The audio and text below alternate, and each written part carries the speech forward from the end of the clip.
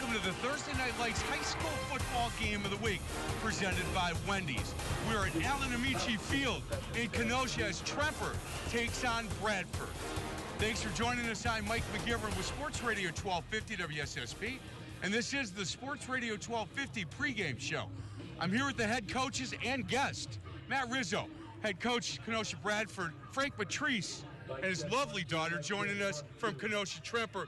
Frank, first and foremost, thanks for having us. Thank you very much. We appreciate it and look forward to a great game tonight. Yeah, do you know, anytime we get a chance to come down here for the Tremper-Bradford game, it's something special. I know playoffs aren't in the future at this point, but this would be like a playoff game for you guys. This is definitely, this is a great rivalry and something the kids look forward to, something the community really looks forward to, and it's a little special for me tonight. Yeah, it is, and you know what, I'm going to find out. I know that, Coach Rizzo, first, it's nice to meet you, and you've seen it from the other side, right? You played at Tremper, right? You're right, I have. I've played for Tremper, for Frank, and I was also a coach under his staff as recent as last year. And so you know the rivalry, you know the people that whoever wins this game gets to walk all summer and talk a little smack to the other boys, right? Did you do that when you play? No, I was very humble in all the times I won. That's the way Coach Patrice taught me. So, no, it's a big game. It's a great rivalry. It's about the kids, though. It's it's about what they bring to the game, and we can let them do all the bragging and things like that. But no, it's going to be a fun time. No doubt. He was a heck of a player, huh? He was a great player. He was an all-state wide receiver and went on to have a great career at UW La Crosse. And I was proud of him. I'm more proud of the person he's become, and I consider him a very close personal friend, and and somebody who I really love. This is tough, then. This is tough. You guys, I saw you talking for quite a while at midfield here, and it's tough when it's such a rivalry game like this to have a guy that you respect so. But you know what? After the game, you go out and have a soda and talk about it. Yes? Oh, definitely. Matt and I we've texted this week. We've talked to each other on the phone. We do that all year long. He's a close personal friend, and one thing I've seen him since he's grown up. You know, so when you see somebody like that and you're able to, it's a game, but when the game ends and the clock goes to zero, you walk outside of this, and what you want to do is teach kids a lifelong lesson of friendship, and those friendships carry on the rest of your life. Matt, real quick, first-year head coach? Yes, sir. You've learned quite a bit first year, right? Absolutely. Yeah. I've been through my ups and downs this year. Frank and some of the other coaches that I've been under over the years have taught me a lot, and I brought a lot of the things that I've learned from them, including Frank, to the table, and have brought this to this program. But I'm still learning. I don't think I know everything, but I'm still learning. I'm excited about it. Excellent. Guys, we're going to cut you loose. Who are you rooting for tonight? What do you think? I think Tremper. Guys, I'm going to cut you loose. On the other side of the break, John Weiser, Dick Bashams for the keys of the game. This is the Thursday Night Lights High School Football Game of the Week, presented by Wendy's.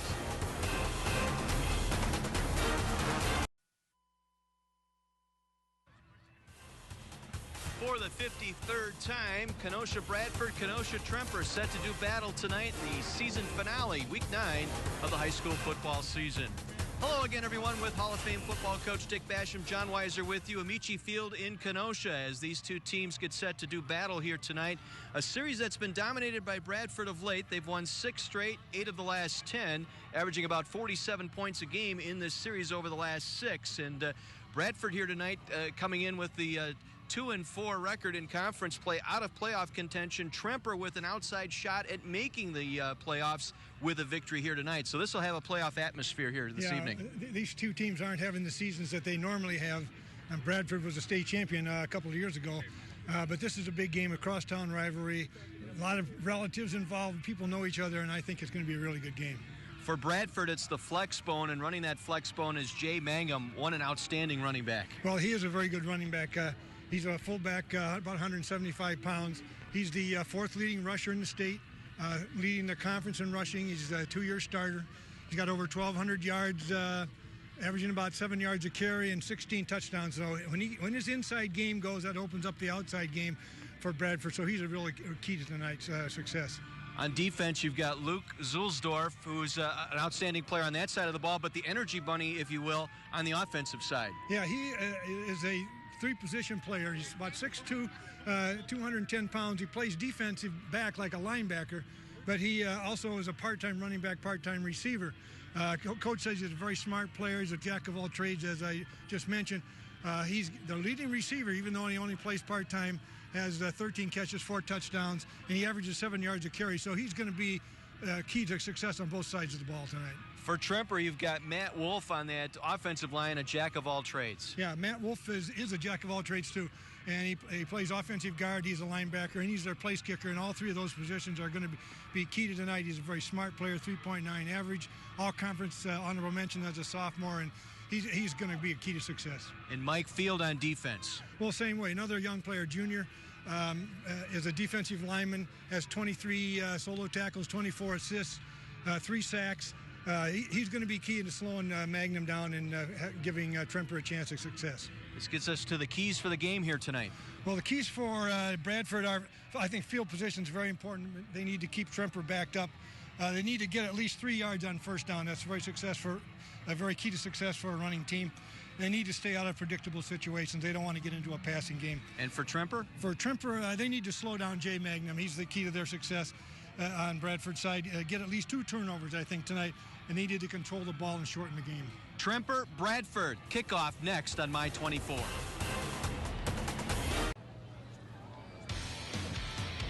With Mike McGivern, Kara, Dick Basham, John Weiser, and our entire My 24 crew set to begin tonight's Week 9 of the high school football season. Tremper and Bradford from Amici Field in Kenosha. Right now we're going to pause and enjoy our national anthem sung by a quartet from Tremper here tonight. Fallon Schultz, Sophia Peterbaugh, Eric Ranyon, and Colin Robertson will perform our national anthem here tonight. Will go to the Hospice House and the American Cancer Society. Thank you all for being here tonight to help us support such a great cause. Please direct your attention to the field where our varsity players and coaches are joined by their special guests and sponsors, along with the Matrice family as we celebrate the life of Marie Matrice and remember all those friends, family, and loved ones affected by cancer. Now the national anthem will be performed by the quartet of junior Eric Daniels, senior Sophia Peterbaugh, sophomore Colin Robertson, and senior Fallon Schultz.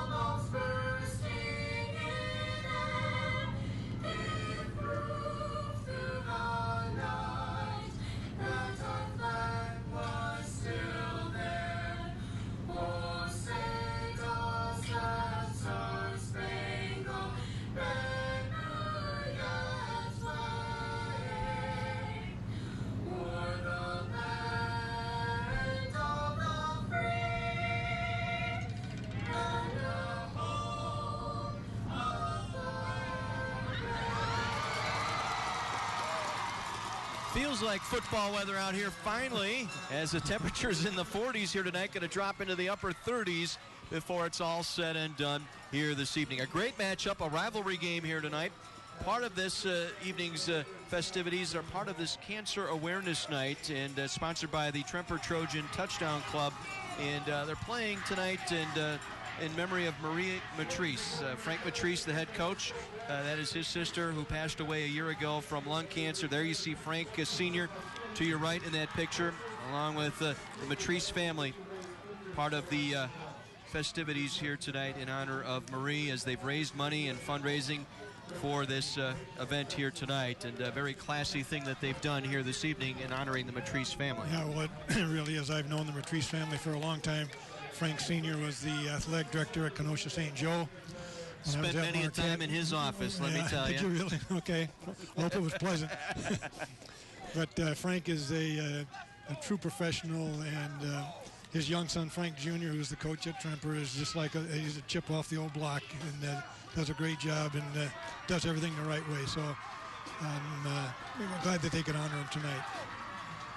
Tremper will receive to start our ball game. They're in the blue jerseys tonight. Bradford in the white jerseys. Tremper will defend the north goal to our left. As you get a look at Frank Matrice Jr., the head football coach here. Hard to believe, 30 years involved in coaching. There's Matt Rizzo, coach at Bradford. His first year as a head coach, a former player under Frank Matrice, former coach, assistant coach as much as last year with this Tremper team. He was the offensive coordinator last year at this time in this game. And he's going to be a really good head coach. I went and watched his practice, and even though it's been kind of a tough year, they're a very young team, and he's going to do a great job for him. Alex Marco set to kick off. Nick Santelli and Donovan Wesley standing deep, and we are underway. It'll be a squib kick.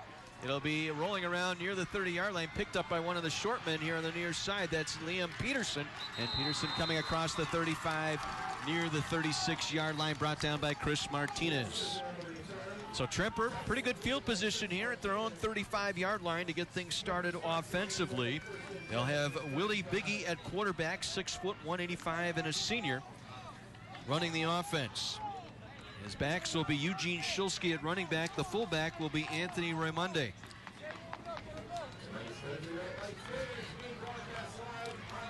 They got good field position, 35-yard line to start out with. Now they'll rotate out. They'll bring Raimonde in at fullback. They'll split the backfield. They'll work primarily from pistol and shotgun here tonight.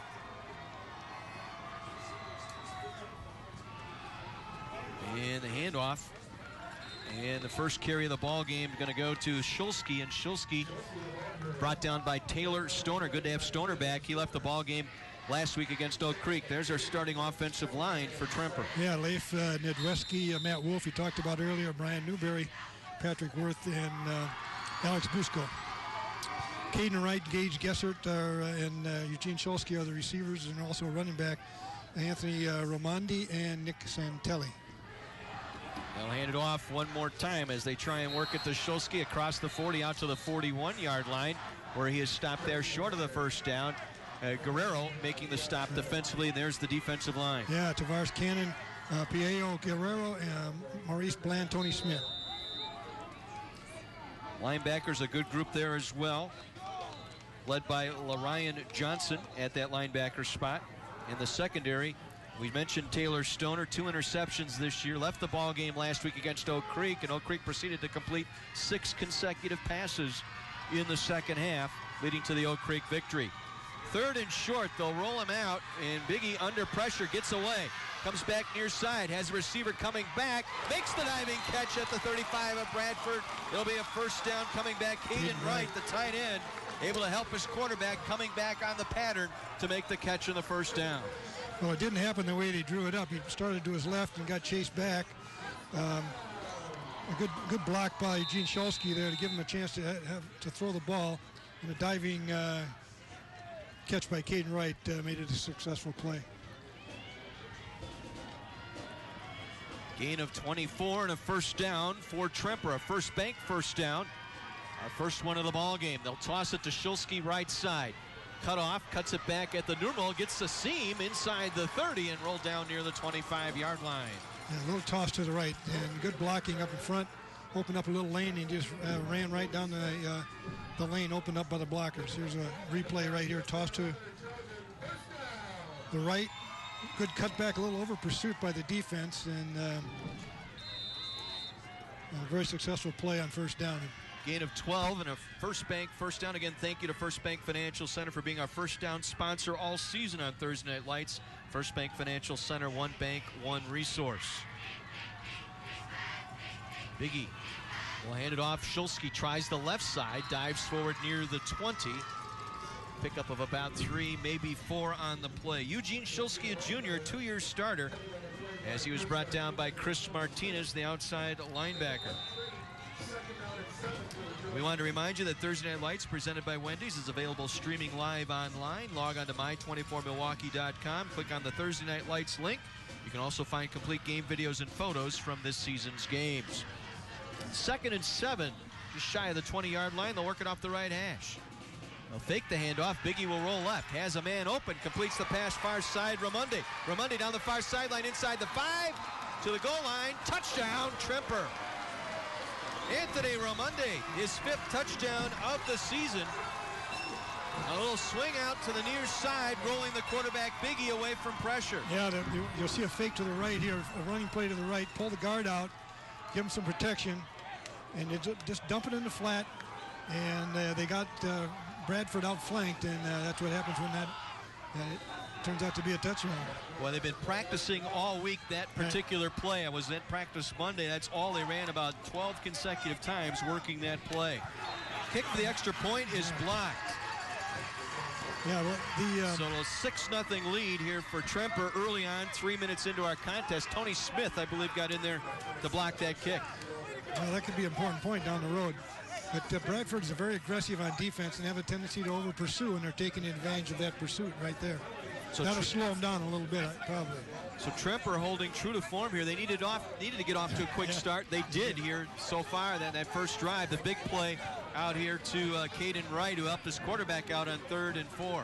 Well, Bradford is very much a running football team. They most of their passes are play-action passes, and they do score that way, but that's not how they really get it done. And running teams don't like to come from behind. Now, one score is not the end of the world, but if they get down 2 or 3 scores, that can be a problem.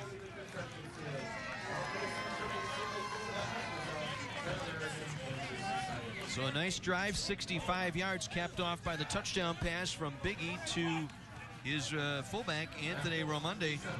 And for Biggie, that is his 9th touchdown pass of the year. There you see the drive, 6 plays, 65 yards in just under 3 minutes. Now, Matt Wolf is going to kick off. He's the guy we talked about in the pregame. He's the guard on left guard on offense and a linebacker on defense. But this is a very important job also right here. Line drive kick. Zulsdorf will take inside his 5, up the near side across the 15, hole over the 30. Big hole for Zulsdorf, and he gets out to the 42-yard line. Good return. Out across the 40 will set Bradford up nicely. Making the stop. Matt Wolf, the kicker, getting down the field. Well, he had a flotilla of blockers out there, I'll tell you. I thought he was going to go all the way. But Wolf is not your normal kicker. He's a linebacker kicker, so he was able to save the play. Let's head downstairs to Mike McGivern. Hey, guys, here with Ron Davies, Wisconsin Hall of Fame coach Ron Davies from Tremper High School. Ron, how are you? Real good, Mike, and I'll tell you, what a great night for a football, great game, well-coached teams, competitive, great football atmosphere. So I brought my grandson, Ben Fons, who plays flag football in the Franklin Recreational League. Hey, Ben, you like football? Yeah, what do you like most about football? Blocking and having fun. And having fun with your friends? Yes. Yeah, you're proud of your grandfather. He's a great high school football coach. You know that? Yes. You want to say hi to your team real quick? What's the name of your team? Blue Sharks. There, say hi to them. Say, hey, boys. Hey, boys. There you go. Back to you up in the booth. All right. A future Hall of Famer right there. 15 seconds of fame. That's right. Zulsdorf took the direct snap on the first play. This is Mitchell Hoff, the quarterback, around the right side across midfield to the Tremper 49, close to a first down. Well, Mitchell Hoff is only a sophomore, and he's had good success running this year, and that was a good start for Tremper. They're going to mix it up a little bit. Mangum's the guy they need to stop, but they're going to decoy it a little bit, I think, to start the game. Well, we were talking with Matt Rizzo, a very young team, but at some experienced positions here, or some good positions to be young at, to develop here. Right.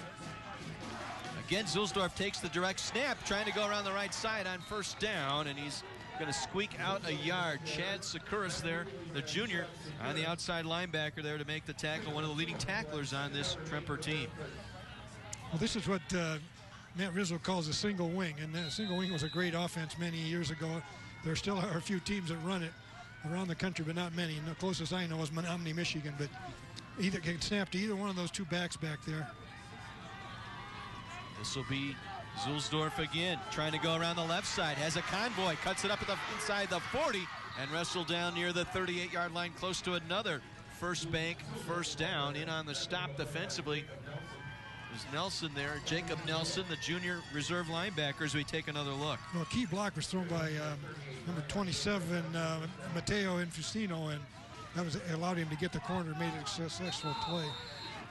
So Bradford taking advantage of the kickoff across their own 40, able to march it into Tremper territory. They trail 6-0 on the early Tremper touchdown.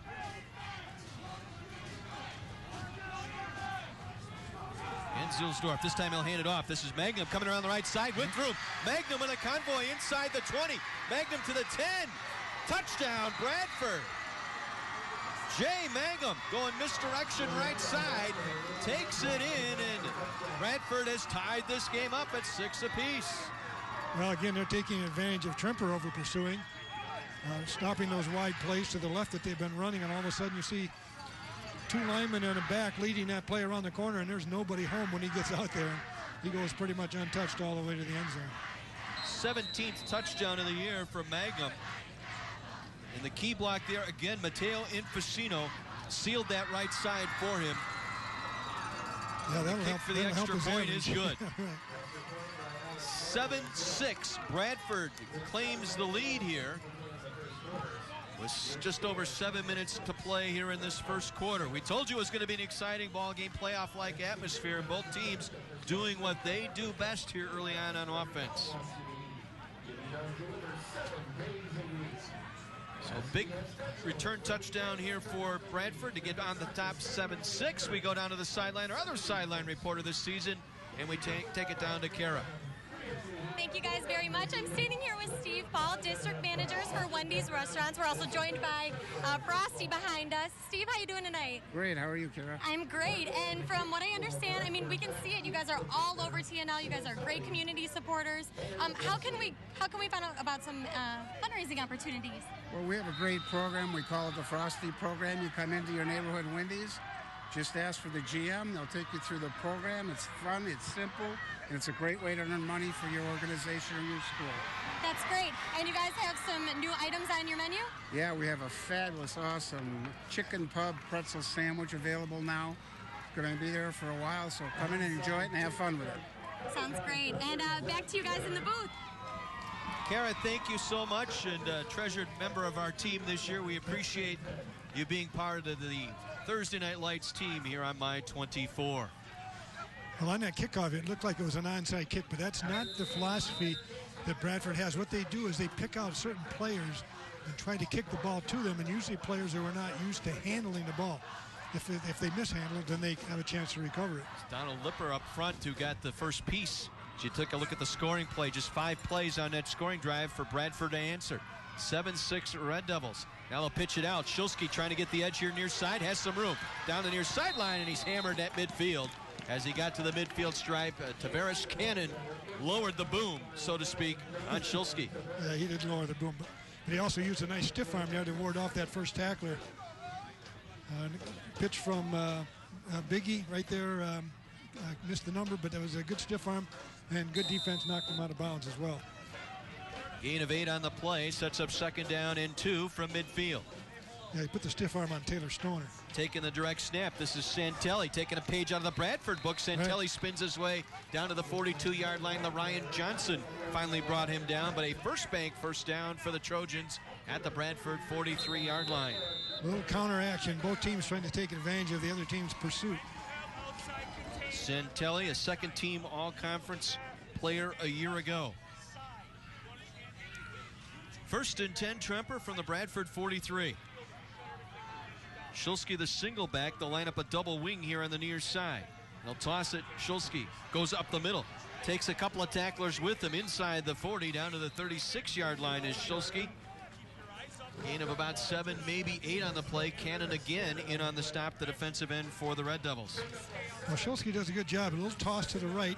First time they ran that, it went wide. This time the alley opened up inside. He just cut back and got about 8 yards in that first down. That's huge for Tremper. Again, they'll break it out. Go with a slot receiver. That is Romunde, the fullback, and then he drags Santelli in motion far side. And they'll give it to Shulsky. Shulsky to the line of scrimmage and then squeaks out maybe a yard down to the 35-yard line. Ryan Johnson right there almost immediately in the backfield that time to take Shulsky down. Well, you see that Tremper does a lot of shifting to start their formations. They put 3 in the backfield and then shift them 2 to the right, split them up, 2 to the left, whatever. Trying to gain an advantage lineup-wise is on the defense, and you can see also that Bradford will be running across the formation and adjusting to that as well. 3rd and a yard. Shulsky diving forward right side, able to get the first down to the 32-yard line, maybe the 31. Ethan Corrigan able to make the stop. Senior linebacker for Bradford, but it will be enough for another first down for the Trojans. 7-6 your score midway through our first quarter. Both teams scoring on their opening drives here tonight. Again, they'll send out the fullback and the flanker, Santelli and Raimondi. Raimondi line up in a slot left side. Santelli in motion. He'll take the direct handoff on this jet sweep. Breaks the tackle. Gets back to the 30-yard line, and he is hammered late. Penalty marker down. Penalty markers on the tackle. Matt Capelli right there. It was Chris Martinez who got in the backfield, I think, Dick, that blew that play up. Yeah, Martinez had a chance, got a hand on him, but he couldn't bring him down. Our first penalty of the ball game. Tavares Cannon, I think, unintentionally got a piece of the helmet. Neil Brunner, our official again here tonight as we take another look. Yeah, right there, Martinez had a shot, and you can see the inadvertent face mask, but it's still a penalty. No excuse me's in football. So the 15-yard penalty will march it to the 15 of Bradford and a first down for Tremper. So 1st and 10 from the 15-yard line. Tremper's been able to get their yardage here on the ground. We'll see if they come up with a play-action pass like they did the first time they had the ball. Biggie will take the snap. He wants to throw. Comes back right side. Completes the pass here near side inside the 10. And wrestled out of bounds at the 9-yard line. Nice play that time as they swung it out to Gage Gessert, the tight end. Yeah, another very good player, two-way player for them. Only has 4 receptions on the year, so that's a little unusual for a tight end. He was very open, though. Just a little drop back and throw. Able to beat Zulsdorf there, got to step on him. He got position on him. He's a strong safety playing a little bit more inside. He went down and out. Was able to get enough room to catch the ball. Shulsky inside the 5, dives forward to the goal line. Touchdown, Tremper. That was all Shulsky once he got inside the 5. LaRyan Johnson, the last man there. And Shulsky able to take him into the end zone. Eugene Shulsky scores the touchdown, the second one of the ball game tonight for the Trojans. Well, those guys up front are really doing a great job. Alex Bruschi over on the right here, Patrick Worth. You see number 55, that's Worth right there leading the blocking. Got Brian Newberry, whose uncle was a outstanding professional player. Matt Wolf, we've talked about already, and Leif and Bruschi. Well, because they missed or had their extra point blocked on the first touchdown, they will try for 2 here. Well, there's different theories on this. They're trying to get back on the schedule of 7 points for each score. Biggie will swing it out to Shulsky. Shulsky diving forward, lost the football, and it rolls out of bounds just short of the goal line. So it'll go as an incomplete pass, and the 2-point conversion goes by the wayside. We'll take our first break. 12-7, Tremper on top of Bradford.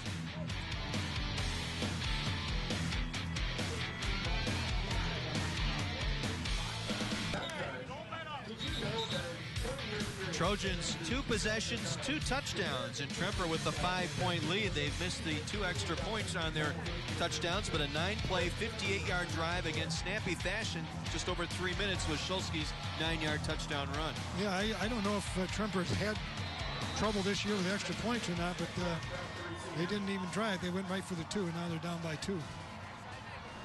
Kickoff will drift through the hands of the man back. It'll roll through the end zone. Automatic touchback as Dontrell Smith had it go through his hands, the senior back there on the kick return unit. But again, in high school football, once it gets through the end zone, it's the automatic touchback. Well, you might be wondering, since he touched it, does he have to do it? But it's all based on who put the ball in the end zone, and the kicker put it in the end zone. If he would have caught it or made it go in the end zone, then he would have to get it out of there. That's how the rule works. King of the Hill is back. You can hang out with Hank Hill, his family, and all of his rowdy friends. Don't miss King of the Hill weeknights at 5, only on My Place for Fun, My 24. 3:45 to go here, first quarter, 12-7. Tremper on top. Bradford, their second possession from their own 20. They will hand it off, try and pound it up that right side. Not much there for Mangum as he gets a couple on the play. His second time he's touched the ball tonight. Yeah, he's a battering ram, really. But you saw in the first play he carried, he has the speed also to go all the way. But primarily he's that battering ram up the middle when he's in the fullback position. Give him 4 yards on the carry, second down, 6. Mitch Hoff going to try the right side, breaking tackles across the 30. Mitch Hoff still on his feet, out at the midfield. Into Tremper territory, down to the Trojan 46-yard line. Mitchell Hoff, the sophomore quarterback, pulled it back in from the belly of his running back that time. Able to take it into Tremper territory as we get one more look. Well, that's a very nice run for the sophomore. Interesting, because talking to the Tremper coaches this week, they said they don't usually run the option part of the option. They just give it to the fullback. But in that case, that's what happens when you can keep it. 30-yard run as this time they turn and give to Dontrell Smith, and Smith short of the 40 at Tremper. A little counter action again, trying to keep the defense honest, not over pursuing. Mike Field, we mentioned him in our pregame. Field, the junior defensive end. He's going to be he'll probably make a lot of tackles tonight if they are running off tackle. Second down, 5. Mangum up the right side, inside the 40, down to the 38-yard line. Going to be short of the first down. Both teams' offensive lines are really doing a good job. We didn't mention Bradford's offensive line. Logan Schmalling on the left tackle. Seth Stinker's the left guard. Chris Ben is the center. Steve Melodic is the right guard, and Matt Hernandez is the right tackle. Mangum again. First down inside the 35, down to the 34-yard line where he is brought down. Wrestled down on the play by Jordan Littell.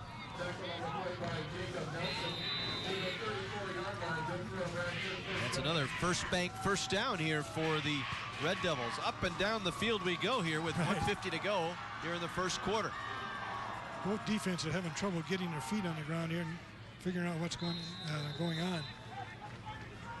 Nice run by Mangum again, able to rip it inside the 30, down to the 26-yard line.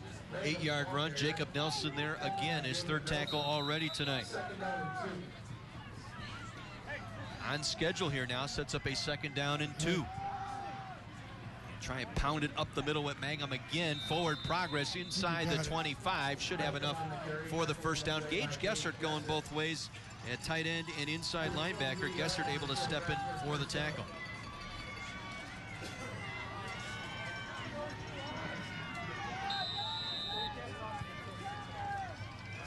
So first and 10, Bradford. Hoff wants to throw. Swings it out, completes the pass here on the near side. Infacino inside the 5, out of bounds at the 2. Mateo Infacino with the catch. Jordan Littell in on the stop. So Hoff going through the air finds his junior running back, Mateo Infacino. Well, I mentioned earlier, Bradford doesn't throw a lot of passes, but when they do, they're usually successful because it's play action off of their running game. They run the ball so well, the defense is out of position. Dontrell Smith stuffed at the 2 for no gain. Good defense that time by the Trojans. Gessert and Nelson both there on the stop. Under a minute to go here in this first quarter, and Bradford knocking on the door, facing a second and goal from the 3. This quarter has flown by. There's not a lot of passing going on. That keeps the clock running, and they're moving right along. Mangum will line up in the backfield. They'll put Smith in at a wing. Mangum tries to pound his way right side. Nothing doing there.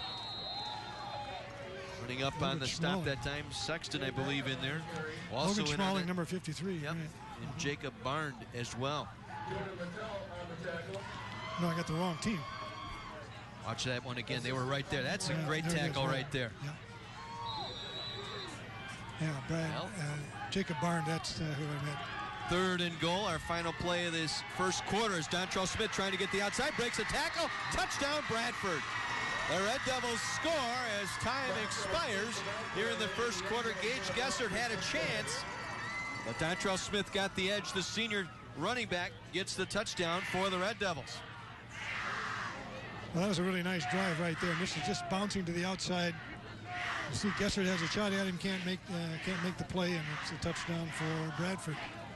They have a chance to go up by 2 points here now if they make this extra point. 3rd touchdown of the year for Dontrell Smith. Marco to track on the extra point. High snap, gets it down, kick to the uprights, and it is good. 14-12 Bradford as we head into our second quarter from Kenosha. Amici Field, Thursday Night Lights, presented by Wendy's.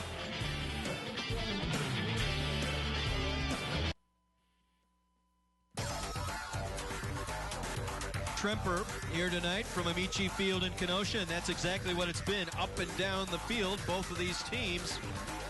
Bradford capping off an 80-yard drive with the Dontrell Smith touchdown to reclaim the lead as they'll try and pooch kick it again here to the short side. And it'll be picked up by one of the upbacks, Emilio Prado, that time with the return.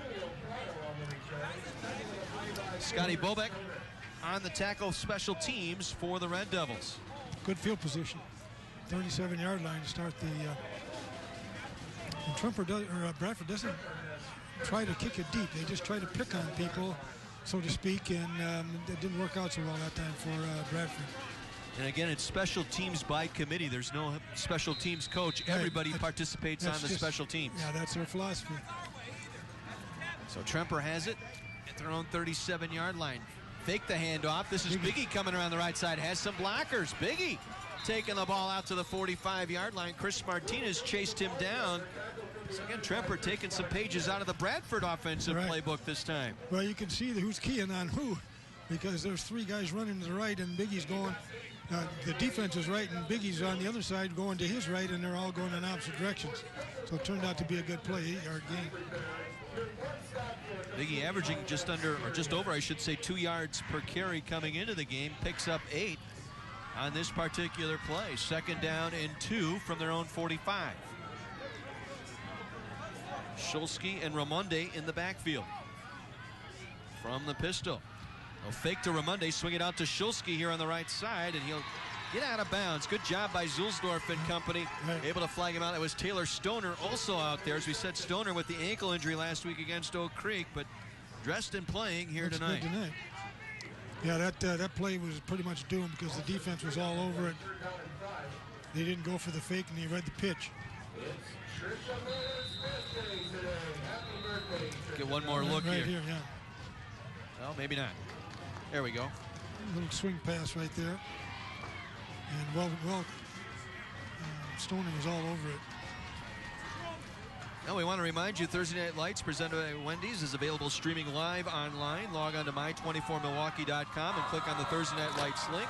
You can also find complete game videos and photos from this season's games. To 11 minutes, 3 seconds. 0-3. Will Brunner, our official, wants to reset the game clock here. So we're all set. Add a couple more seconds onto that clock, bring it back up to 11:03. Now we got everything set. Umpire will step away, and big 3rd down here, 3rd and 5 here for Tremper, their own 42-yard line. 3 receivers here to the near side. Biggie looks that way. Now being chased, has to dump it off.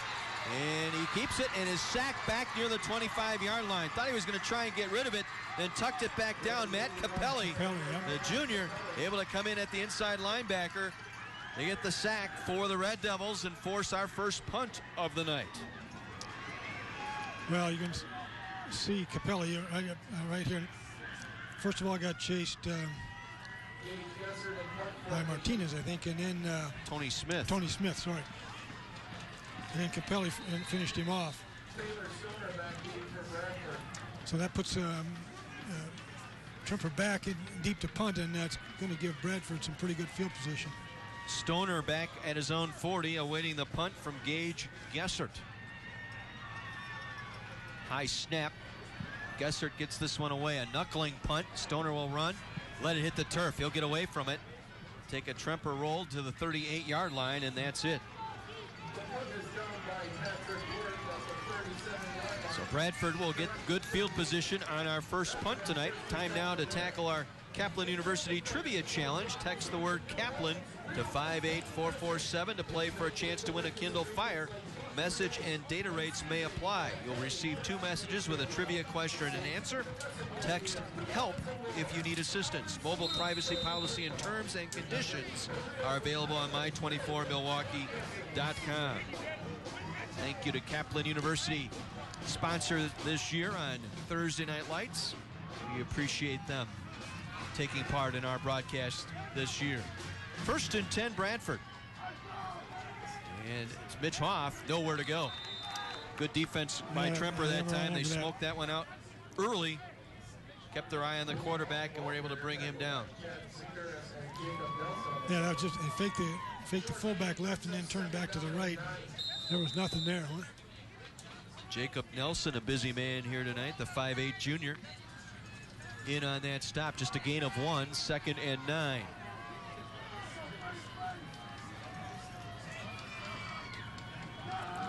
This time Mangum gets it out to the 45-yard line. Pickup of about 5 on the play for Mangum, brought down by Littell. Jordan Littell, the junior, 5'8", 170, a strong safety. Trojan faithful out in force here tonight. Well, there's nothing fancy about that play, but you can see how quick Mangum gets off the ball. He was in that line so fast. The defense doesn't have much time to react. 3rd and 3 for the Red Devils. Just across their own 45-yard line. Mangum picks his way across midfield. Mangum down the near sideline. Mangum inside the 35 and wrestled down at the 30. Chasing him down, Matt Boobin, the junior, but not before Mangum picks up a first bank first down as we get another look. Again, you can see right here coming right at you, following his guard, pops through the line.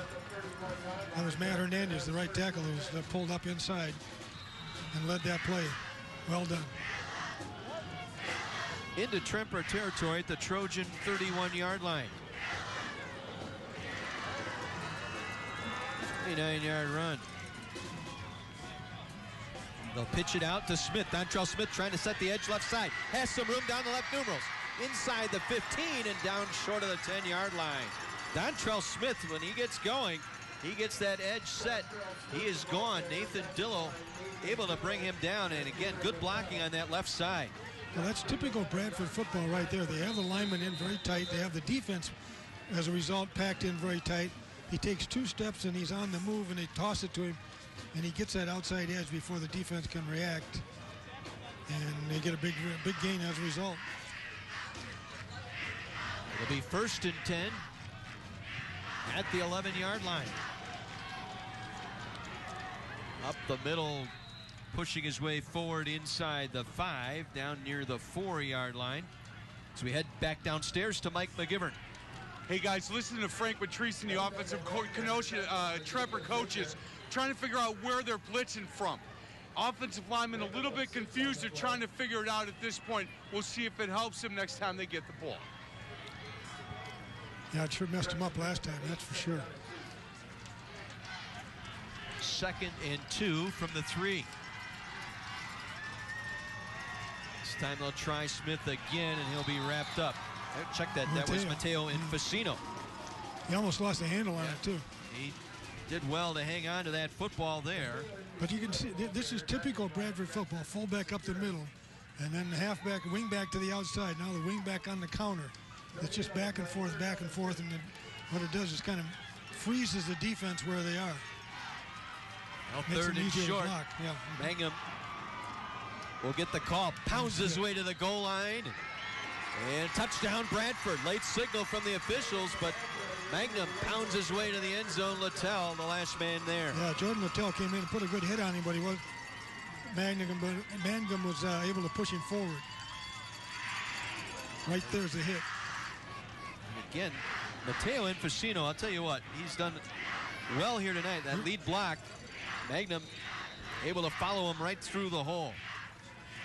That's one of those deals where you block a little bit, we'll give you the ball once in a while and keep you happy, and that's the way it works at Bradford. High snap, they able to get it down, and Marco puts it through. Mitchell Hoff able to get that one on the tee, and Bradford extends their lead out to 21-12. Just over 7 minutes left. Magnum, his second touchdown tonight. Well, this is starting to look like that 84-82 Wisconsin Lutheran Oconomowoc game here. We're just barely into almost halfway through the second quarter. We got 33 points scored already. But in Facino tonight, I wanted to get back to it. The last couple of plays that set Dontrell Smith up to the outside and Magnum on the inside, it's Facino who's doing the blocking. He's the lead blocker out, and that's why he's there, because he'll block, You know, Matt Rizzo was quoted in the Kenosha News this week as saying he's the lunch hat and hard hat and lunch pail guy, so to speak. I would agree with that 100%. And he's the kind of guy, I'll do this for you 3 or 4 plays if you just give it to me once in a while. Give me a chance to run with it. So that's a fair deal. Let's see what they do on this kick here by Marco. He's been kicking them short, little chips here just above the first wave on special teams. Yeah, you see Infacino's right down here where the ball is, and that's going to go out of bounds. Yeah. That's the danger you have by trying to pick somebody out and trying to kick it at them. Kickoff going out of bounds here. Get it at the 35. That's right. Tremper will get good field position here. Bounds, kicking team. Ball will be placed on 35. First down, Tremper. Neil Brunner, our referee here tonight. Well, if you like Family Guy, you'll love the Cleveland show. There'll be good times, bad times, even a bear. Don't miss his mustached face. It's the Cleveland show, weeknights at 5:30 right here on My 24. 7:12 remaining first half, 21-12. Bradford on top of Tremper. Tremper's got to get back on track here. They could go down 2 scores. Let's see if Mike's little tidbit about finding the blitzers works out, but not that time as Santelli wrapped up behind the line of scrimmage. Nick Santelli on the carry. And I think it was Tony Smith and company there. As we take a look, here comes the blitz right at you. Right. What they're doing is taking the gaps, and we had Martinez and in the gap. And Tony Smith also is there. So they're just trying to get penetration and throw off the timing. And it's a loss of 1, 2nd and 11. Biggie wants to throw. Sets it up, finds Raimondi, but he's wrapped up immediately. Just a short gain. Nice job by Steve Stover. The free safety was all over Raimondi as that ball came in. Well, the other thing I think is giving Tremper a little bit of trouble. The line is slanting. And then that time they all slanted to the play. And that makes it hard to block and keep them from tracking it down. Well, critical 3rd down here for Tremper once again. 3rd and 7 from their own 38-yard line. Throws Santelli, Raimondi. And a slot receiver here as Biggie wants to swing it out to Shulsky. Shulsky with some room gets a nice block across the 40 to the 45 midfield. 45 of Bradford, tripped up from behind and brought down near the 35-yard line of Bradford. Steve Stover perhaps saving a touchdown there for the Red Devil defense. Yeah, I think he did, but there was a really good block out on Shulsky, and we got a flag here. Get one more look here. Shulsky able to wait patiently that time. Nice block there. You didn't get the number, but it's well done. And must be a block in the back or something here. Block in the back. Yep. Offense. 10-yard penalty spot of the foul. Replay, 3rd down. Had to have been behind the play because I didn't see it while the play was going on. Spot of the foul, so they'll mark it off where it occurred, move it back to the 38-yard line, essentially back to the original line of scrimmage, and replay the 3rd down here for Tremper. Well, that's a costly penalty. It really is, yeah. And it's about a 32-yard penalty from where you're looking at based on where Coach Matrice was not real excited about the call, so it must have been borderline. I didn't see it, so I can't comment on it. But Pat Miles, who was the official there, is an outstanding official. It's a good crew. Very good crew. Yeah, this is as good a crew as there is. Biggie will work from the gun. Here comes the blitz. They'll try the screen. Ball deflected, knocked down, incomplete. I think it was Martinez who got the hand on it, coming in on the blitz, got his arms up, able to knock it away. Capelli also there, the captain of that defense. Well, one more look. Martinez has been in there in the last 2 or 3 plays, and somebody's got to block him. And then just even though it's a screen pass, you still got to direct him where you want him, away from the ball. So the Bradford defense turning Tremper away. That penalty costly for the Trojans, taking away a first down in Bradford territory. Well, that's 2 series in a row now that Bradford's had the answer and stopped him, forced him to punt. So far, Tremper hasn't been able to figure that out for their defense. Stoner from his own 29. Trying to find an edge, trying to get to the outside, losing yardage. Now cuts it back upfield, penalty marker down as he's rolled out of bounds on the far sideline, and a late flag thrown there as well. Well, Matt Boubon Chased had a out of chance there. to get him, but he just couldn't get a hold of him down there. We'll check out, we had a flag here on the near sideline and a flag on the far sideline. Neil Bruner's crew going to sort this one out. I don't know if that was on the far side, might have been a face mask.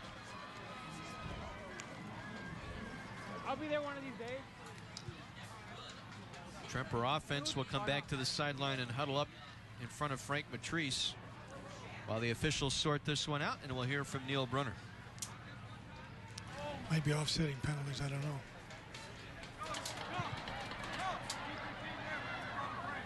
Personal foul, live ball on the return team.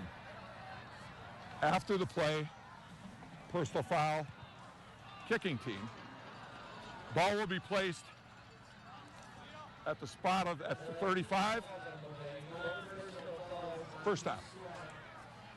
And we'll take our break right here as Bradford will have it at their own 35 when we come back, leading 21-12 on My 24.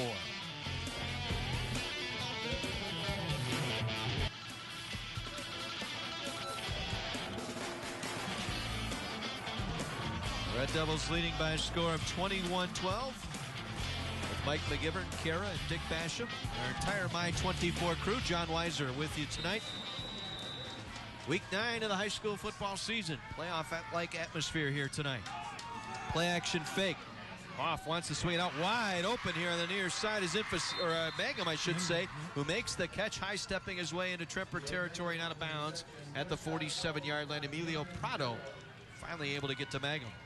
Well, for a running team like Bradford, first down is a good passing down because 9 out of 10 times they're going to run it on first down. So they got a good play action there.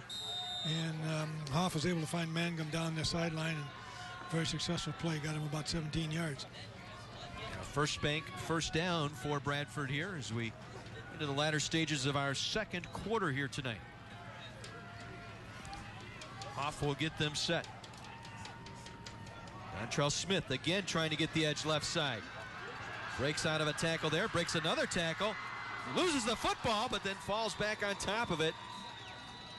Good job by Tremper trying to force the turnover.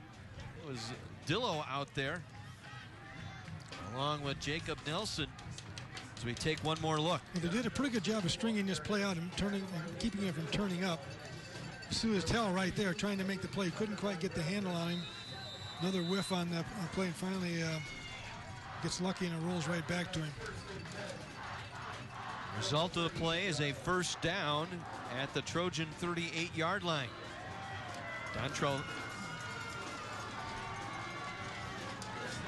Dontrell Smith lucky to hang on to that football as Mangum again trying up the middle. The Trojan defense stout there, able to hold back. Littell right there once again. Gain of 1 just across the line of scrimmage. We'll set up a 2nd and 9. Well, both these teams are really well coached and they really get after each other. And of course, we talked about the fact that it's a crosstown rivalry, but you can see these are two teams that have not had the type of years they normally have, and they're really getting after it and playing some good football. Wings are Infacino and Smith. Now Smith in motion back to the left wing with Mangum in the backfield. Mangum gets the call. Mangum, big home. Mangum inside the 30 to the 25. Breaks the tackle to the 20 and out of bounds at the 15. Nice run there. 22 yards by Mangum. Finally brought down by Matt Boubon. Yeah, Prado had a shot at him but couldn't get a hold of his ankle. Missed tackle on the line of scrimmage there as well. And once Mangum gets into the secondary, he's a problem because he's a good runner. uses his blockers and gets the most he can out of every play. Mangum coming in. Mangum 1,250 yards, averaging almost 7 yards per carry. This time they'll toss it Smith. Left side, Smith breaks a tackle to 15, inside the 10, lowers the shoulder down to the 8-yard line. Dontrell Smith coming into the game just 47 carries, but making the most of it, 5.5 yards per gain. Well, I'm talking to Lonzo Bradford, the deep coordinator at Tremper. Yes, his name is Bradford, and he's at Tremper. He said that they've had trouble with tackling all year as a team, and that's starting to show up a little bit right here. A lot of missed tackles in the last few plays here. Put it down just inside the 10. Zulsdorf. Zulsdorf, I should say, pounds it inside the 5, down to the 2, picks up a first down. Luke Zulsdorf, as we said, primarily defender, but in there for the energy that he provides offensively, takes the direct snap. Well, plus he's also 210 pounds. And he's a strong kid. He's really put together, and he's that 7-yard average per carry is not to be denied. Nathan Dillow getting to know Zulsdorf quite well here, making that stop. As Magnum will power to the goal line. Touchdown, Bradford once again. Well, they make it look easy there. Just pound it right up the gut. It was Zulsdorf again. Let's take one more look. Yeah, direct snap right to him. Off fakes to the right, and it's just man-on-man up front, and the guys in the white are winning the battles right now. Kudos to that offensive line. Schmeling, Tinker, Ben, Milotic, and Hernandez as the kick for the extra point is up and good by Marco. Bradford extends their lead 28-12 with 2:46 to play here in this first half. Well, you know, this is interesting. Bradford, this is their third head coach, I think, in the last 4 years. Jeb Kennedy took him to the state championship, and then he left for greener pastures, wherever that is. And then Jim Camerata took over, but he gave it up after last year. Retired from teaching as a math teacher at Bradford, but he came back, and he's the defensive coordinator this year, which has made it really nice for the first-year coach, Matt Rizzo. Matt's a fairly young guy, and most of the staff stayed there. So the head coach changed, but the coaches as a whole didn't change, and the philosophy hasn't changed. He might have even improved it, and it's showing right now in how they're playing. So Alex Marco has it teed up at the 40. Again, let's see what they do on this kickoff. Last one went out of bounds. They've been kicking it short, just past the first wave up front. This time they'll kick it away, try and angle it to that far side, and again it's going to roll out of bounds. Second consecutive kick to go out of bounds by Bradford. So again, Tremper set up with good field position at their own 35. Quick reminder that for scores and updates from all of the key high school football games in the area, you can tune into the Wendy's Varsity Blitz High School Scoreboard Show. Join our own Mike McGivern and High School Hall of Fame coach Ron Davies, who's out here in person tonight. A special time tomorrow, 9 to 11. That's 9 p.m. to 11 tomorrow night on Sports Radio 1250 WSSP. We keep Ron up late tomorrow night. Yeah, right. Plenty of coffee. Ron will be just fine. Right. Yeah. Although I don't know if I'd want to give him much caffeine. Yeah, right. Well, McGivern does most of the talking anyway, so it doesn't really matter. This is true. From their own 35, Tremper trailing now by 2 scores here. They've got to get back in this one. They try and swing it out near side. Nice catch. No, he dropped it incomplete. Yeah. Trying to come up with it. It would have been a nice catch that time as they try and swing it out. The back out of the field, that's Andy Matoska, who's listed as a reserve quarterback. Matoska 5'9", 150, and a junior. 7 plays, 65 yards in just over 2 minutes on the Zulsdorf 2-yard touchdown run as you look at first-year coach Matt Rizzo. Right. He's really got a nice demeanor. He's very authoritative, but he's not overbearing, and he lets his other coaches coach, and I think it shows in how his team plays here. Biggie throwing high, and it's incomplete. Looking for Wright, the tight end, and out there lurking in that defensive secondary that time was Darius Williams. 5'8" senior at that corner here on the near side. So quickly, Tremper in the hole here now, 3rd and 10. Clock stop with 2:37 remaining. Well, Tremper realizes that it's an emergency now, and they've gone to throwing the ball rather than their running game. I don't know if it's that big of an emergency. The important thing is if they can get one here before the half. They've been stymied on their last 2 drives, 3 and out. I think the other problem is if Bradford gets the ball first in the second half, they could go up by 3 scores. They can swing it out. It's they're gonna have to punt. Incomplete. Looking to the near side for Ramonde. Chris Martinez with the pressure up front.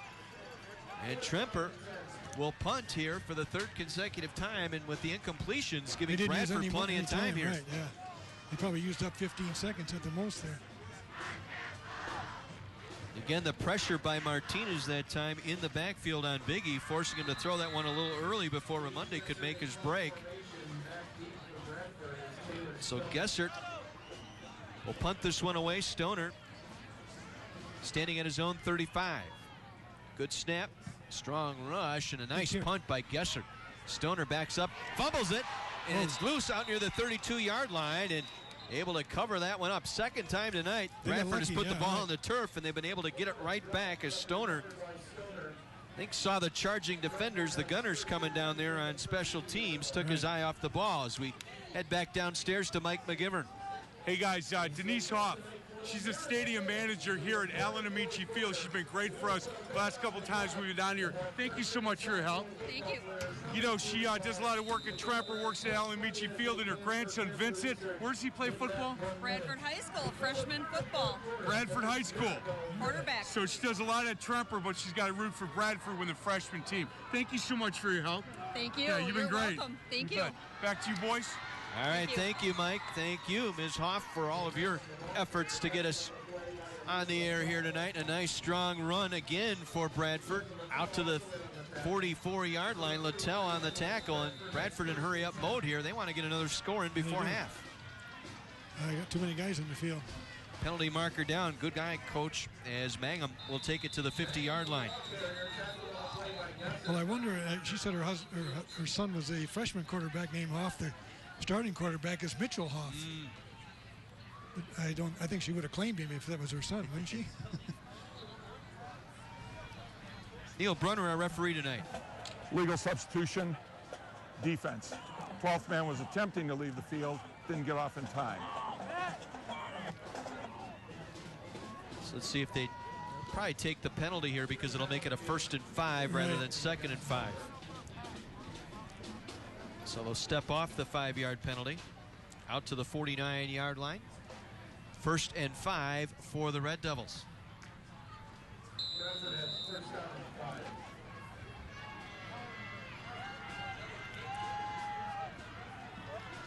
Hoff will line up under center. Smith in motion, Magnum the call. Nice Gets call. the line of scrimmage. Nice job to bring him down at the line. Stepping in there was Sekuris.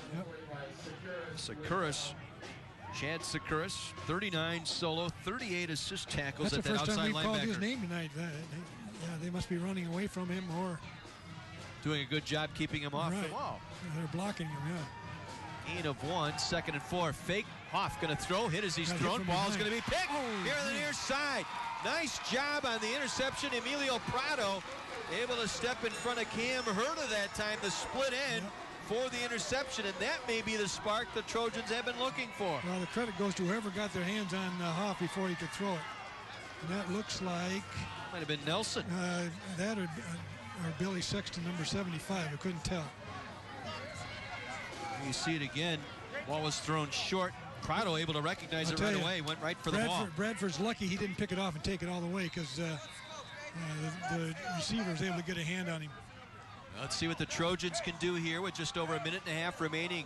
Down 16. They really need to get one here. Shulsky breaking a tackle at the line of scrimmage, spinning his way forward out to the 36-yard line. Capelli on the tackle for Bradford. They got 3 timeouts left, so they can let the clock run a little bit here. They're still running around getting organized. The 2 receivers to the right here on 2nd and long. Biggie wants to throw. Swings it out, completes far side. Nice catch on the reception that time. And as Mataska, his second reception, or first reception tonight out there, dropped the earlier one. Tosca reserve quarterback, brought down by Taylor Stoner. Well, that was just what they call a little squirm route. He came and turned inside and then worked his way back outside. And the ball was right on the money. Tremper will take their first time out with 56 seconds to go here in the half. Again, a nice crowd on hand. The Tremper faithful out in full force. The far sideline completely filled by the Bradford. Again, it's a huge rivalry. 53rd meeting between these two schools. Tremper overall leader in this series, 34-17-1, but Bradford has won 6 straight recently and 8 of the last 10. Well, I started my coaching career in Beloit in 1966, and I used to come over here and scout, and that's when Tremper was a new school. The old Big Eight conference. Big Eight You're right. 12 teams. Or 10 and then teams, the South Shore had. Conference back in the 60s that and into was, the 70s. That was the conference in the state of Wisconsin at that time. It was just some great players to make their way through. And again, this field named after Alan Amici, the great running back at Kenosha High School back then, which is Bradford High School now. And well, a well-known name in this area is Jerry Fishbane. Yep. Who was with the Badgers for a while, but he was the head coach at Racine Horlick, and I will say that those are the best coached teams I've ever seen in high school right there. 3rd and 4 for the Trojans following the timeout from their own 40. They'll swing it out here near side, complete to Santelli. Santelli dances his way forward, gets the first down out to the 46-yard line. Clock will stop while they reset the chains. Zulsdorf making the tackle. Well, that was a sure-handed tackle. It was a good thing because there was a lot of green grass ahead of him. Tremper ready at the line. They'll wind it down. Biggie rolling out. Everybody covered, got to throw it away, and throws it far sideline, and it is incomplete. Had to get rid of it that time. Mataska was the intended target, so they bring it in the extra receiver, and Andy Mataska here tonight, try and help out Biggie. Stover out in coverage that time for the Red Devils. Again, for those not familiar, Amici, star running back here for Kenosha High School, went to Wisconsin, won a Heisman Trophy, and then went into the NFL, scored what may be the most important touchdown in all of NFL history, the 1958 the best championship football game ever played. That was a great game, too. New York Giants and Baltimore Colts.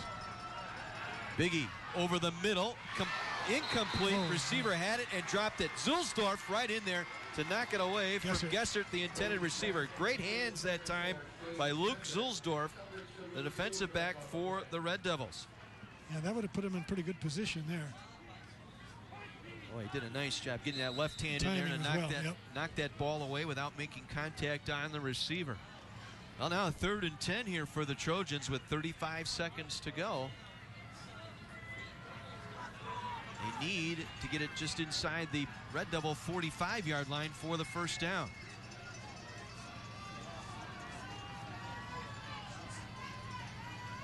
Biggie will toss it to Shulsky, near side, short side. Shulsky with some running room, gets it across midfield and out of bounds, short of the first down. Darius Williams was right there defensively for the Red Devils. Well, it's not a first down. It's close enough. I think they had about 4 yards to go. That they maybe 5 yards. They probably go for it because there's only about 30 seconds left. So if they turn it over, it's not the end of the world. I think Frank Matrice will take his second time out here. Try and come up with a play that can get them 5 yards for the first down.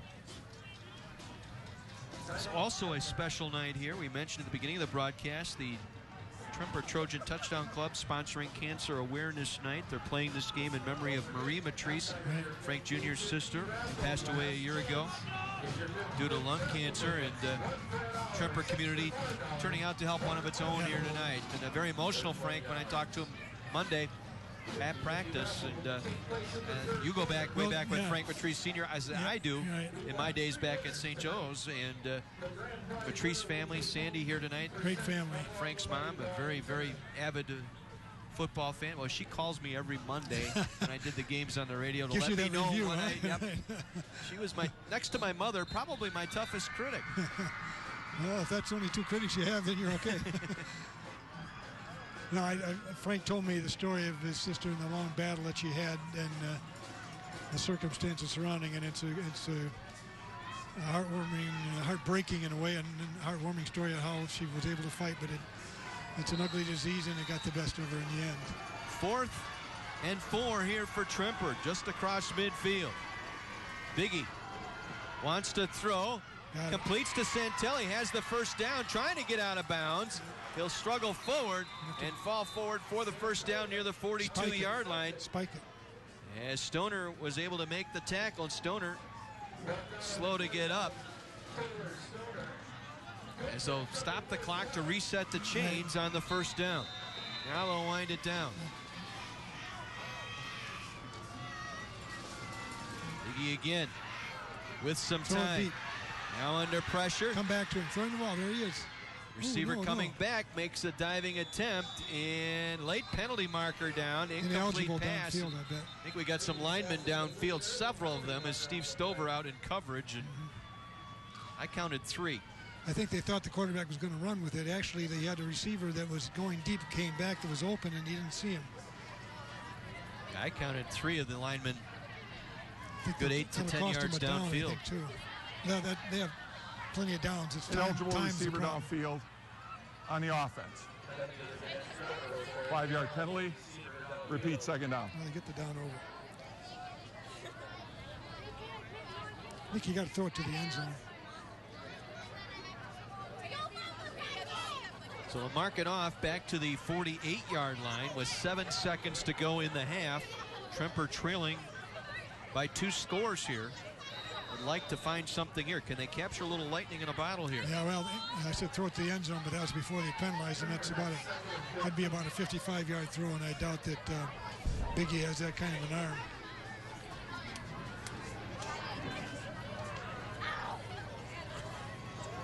Caden Wright and Ramonde here on the near side. Santelli split out to the far side, now comes in motion.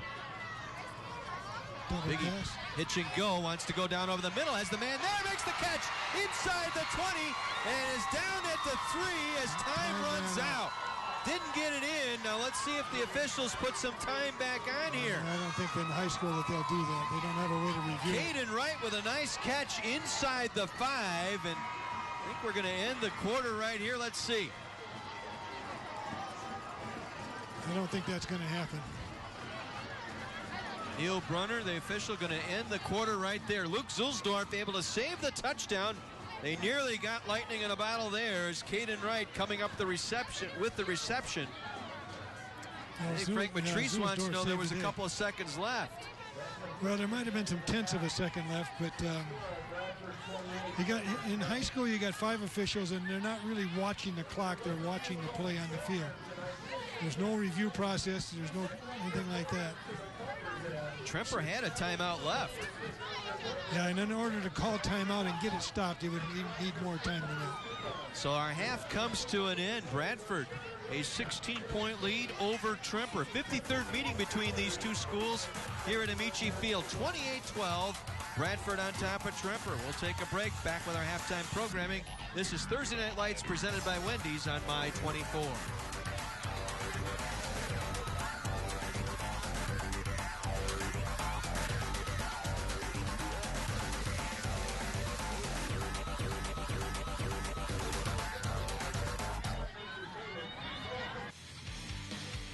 Thursday Night Lights halftime report sponsored by Zero in Wisconsin, brought to you by the Wisconsin Department of Transportation.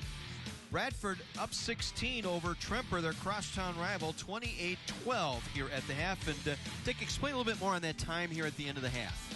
Well, first of all, there's no review process in high school, even though this game is on television and we can see it up here. We don't have the authority to do anything like that. But the play happened, and there were 7.7 seconds left when it started. It was a long throw and a long run, and as he was tackled, the time was running down under a second. And Frank had a good view of the scoreboard, but the officials on the field are not watching the scoreboard, they're watching the play. And the one official who could see the possible scoreboard, the play was right in front of him, so he was making the call on the play. And in order to get that timeout called and signaled and stopped, it just wasn't enough time, and that's just the way it was. Let's head downstairs. Kara with a very special guest tonight. Hi, Okay, thank you very much, guys. I'm standing here with Jamie Nicole, who is Miss Wisconsin Outstanding Teen 2013, who is absolutely beautiful tonight. How you doing? I'm doing great. How about you? I'm absolutely fantastic. A little chilly. We're not used to this. Oh, But definitely. But it's Wisconsin. we can expect it. So what is your platform as Miss Wisconsin Outstanding Teen 2013? My platform is making your message. It's all about taking our life experiences and using them to learn something. So that actually connects perfectly with the Department of Transportation. Their motto is Zero Wisconsin, so we have a lot of driving accidents right now with teens not paying attention to what they're doing and they're just getting distracted. So our goal is Zero Wisconsin. And next week is National Teen Driver Safety Week. So what advice can you give other teen drivers to stay safe on our roads? Well, I know we're teens. We always have our music in, or we always love talking with our friends. And sometimes when we hear that ding message for our texting, we just want to check it right away. But behind a wheel is not the place to do that. So I just let teens know that we have to make sure that we're really giving our full focus to driving. And normally my interviews during the weeks are with a state trooper, and his advice, his number one rule is always have your seatbelt on, and I'm sure that's great advice for our teens as well. Definitely. 300 people passed away this past year just from not wearing their seatbelt, so it's a simple thing to do, but it can really save a life. Okay, well, thank you very much. Great advice from you. We're very happy to have you. And back to you guys in the booth. Kara and Jamie, thank you both very much. Jamie Nicole Moreland, our special guest here at halftime. Bradford leading Kenosha Tremper 28-12. My 24 Thursday Night Lights presented by Wendy's. My 24's Thursday Night Lights halftime report sponsored by Zero in Wisconsin, brought to you by the Wisconsin Department of Transportation. A 28-12 Kenosha Bradford lead over Kenosha Tremper here at the half. Well, one of our very fine sponsors since day one here of Thursday Night Lights has been the fine folks at First Bank Financial Center. Unfortunately, they could not be here tonight, but we've got a very special message from Craig Kuba, Vice President of Retail Lending at First Bank Financial Center. First Bank Financial Center is a local community bank serving southeast Wisconsin since 1859. I'm Craig Kuba, Vice President of Retail Lending. To date, we have 11 branches serving 9 different communities in the greater Milwaukee area. If you live in one of these towns, you know we are actively involved in each of these communities we serve. In fact, 80% of our employees participate in volunteer activities for local organizations. We take pride in knowing each and every one of our customers. So whether you have a free checking account, a home mortgage, or a small business, the local bankers at First Bank Financial Center will take the time to know you. Our employees greet you by name, not an account number. The next time you're in the neighborhood, stop by and see for yourself why we believe First Bank Financial Center is a little different than other banks. We are the one bank, one resource for all your banking needs. Very special thank you to First Bank Financial Center, proud sponsor on My 24, and we thank them for that again this year. Halftime, 28-12, Bradford over Kenosha Tremper. We head downstairs, Mr. Mike McGivern. Hey, boys, the assistant principal at Kenosha Tremper. That's important. He's a Mesmer grad. He talks about beating Basham a couple times back in the day, but we won't get into that. Assistant principal, Brian Geiger, thank you so much for having us. Hey, no problem. We appreciate you guys coming down and showing our team off in a great school. Yeah, you bet. Great facilities, great fans. Tell us about Kenosha Tremper, academically a really strong school. Really strong school. I mean, we have our academics, we hit our mark on the academic piece, doing the state goals and stuff like that, so we're going in the right direction. You know what, a lot of participation as far as kids, a lot of teams, a lot of clubs. Kids really get going at Tremper and become they get participating. Absolutely, and we got 22 sports teams, we got 50 clubs that we do multiple things with. We're very active every day, all day. You bet. Brian, nice job. Thanks again. Hey, thanks for coming down. Another Mesmer guy. Can't beat that. Who's Brian, the other one? Yeah, it's a good one. You got it. Brian Geiger, assistant principal at Tremper. Mike and Brian, thank you so much. Halftime here in Kenosha. Bradford on top of Kenosha. Tremper back with more after this on My 24. My 24's Thursday Night Lights halftime report, sponsored by Zero in Wisconsin. Brought to you by the Wisconsin Department of Transportation. 28-12, Bradford on top of Kenosha Tremper tonight in our Week 9 Thursday Night Lights football game of the week, sponsored by Wendy's. And get a look at the halftime highlights here, and it got going right on the very first possession for both teams. Yeah. This was early in the first half, and Biggie rolling to his left and then reversing back to the right, throwing down the field to Caden Wright. Long gain, and then here's the touchdown pass to Anthony Romunde. Takes it in for the touchdown. Luke Zulsdorf returning a kickoff, and you can see here he's got about 5 blockers in front of him. But the kicker right there, Matt Wolf, comes in and trips him up and prevents a touchdown. And then about the 5th play of their drive, Jay Mangum runs about 37 yards for a touchdown for the first score for Bradford. A little option play to Shulsky going to his right. You're going to see the defense come over here and just obliterate him. And then Biggie on a run. No, that's Shulsky on the run there.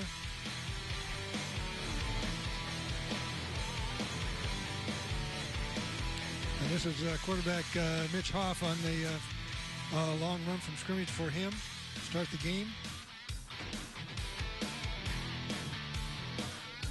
Touchdown to Dontrell Smith. Dontrell Smith, yeah. For the second touchdown, I believe. There you see Mangun come right at you again. Good stiff arm there, forced out of bounds. And Mangum reaches over the goal line for the third touchdown. Mangum again. You can see why he's one of the leading rushers in the state.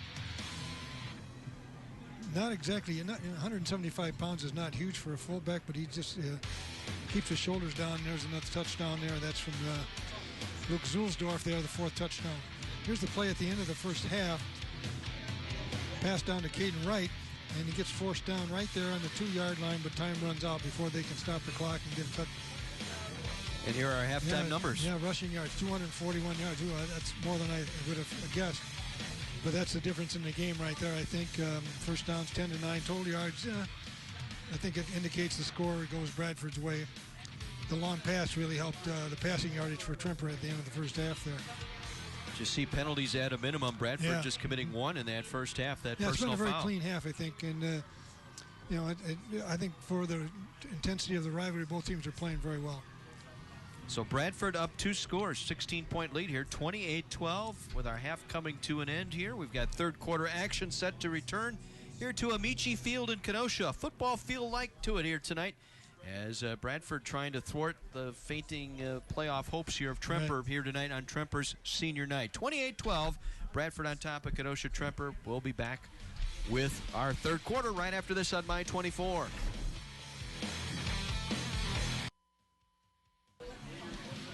Kenosha Bradford up over Kenosha Tremper by 16 as we get set for our third quarter here tonight from Amici Field on Kenosha's beautiful south side. We want to take this opportunity to thank the great folks at Economy Lift Rental for helping bring these great pictures to you tonight. They provided the scissors lift for our cameras this season. So for any aerial platform need, rental, sales, or service, call Mike and Sue at Economy Lift Rental or visit them online at economylifts.com.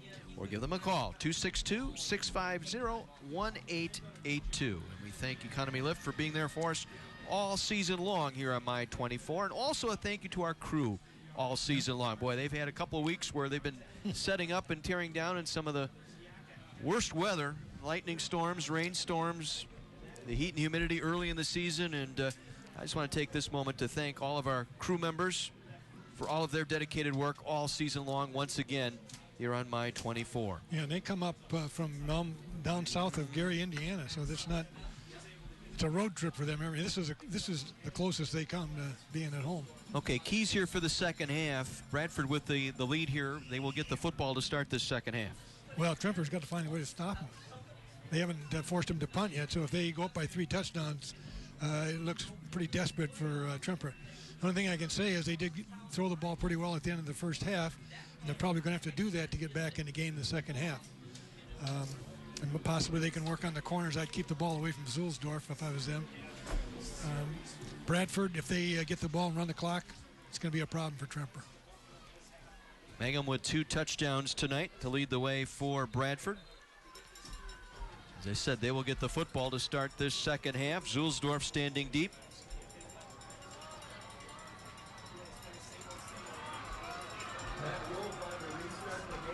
again, Matt I Wolf. suppose it is a possibility that they could try maybe an onside kick or something to start the game half.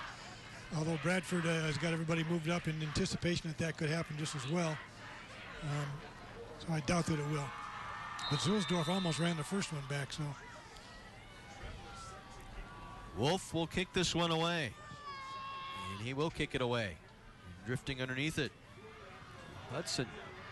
He'll try and get it out across the 25. Still on his feet to the 30 and driven down at the 31-yard line. 16-yard return. Zach Fuhrer there to make the tackle on special teams for the Trojans. So now Bradford open up this third quarter. Pretty good field position out across their own 30-yard line as Mitchell Hoff, a sophomore quarterback, back out on the field. Now I think this is probably going to determine whether Tremper is going to make a run at this game or not if they can stop him here. Again, up front, Schmeling, Tinker, Ben, Melodic, and Hernandez, your offensive line for the Red Devils.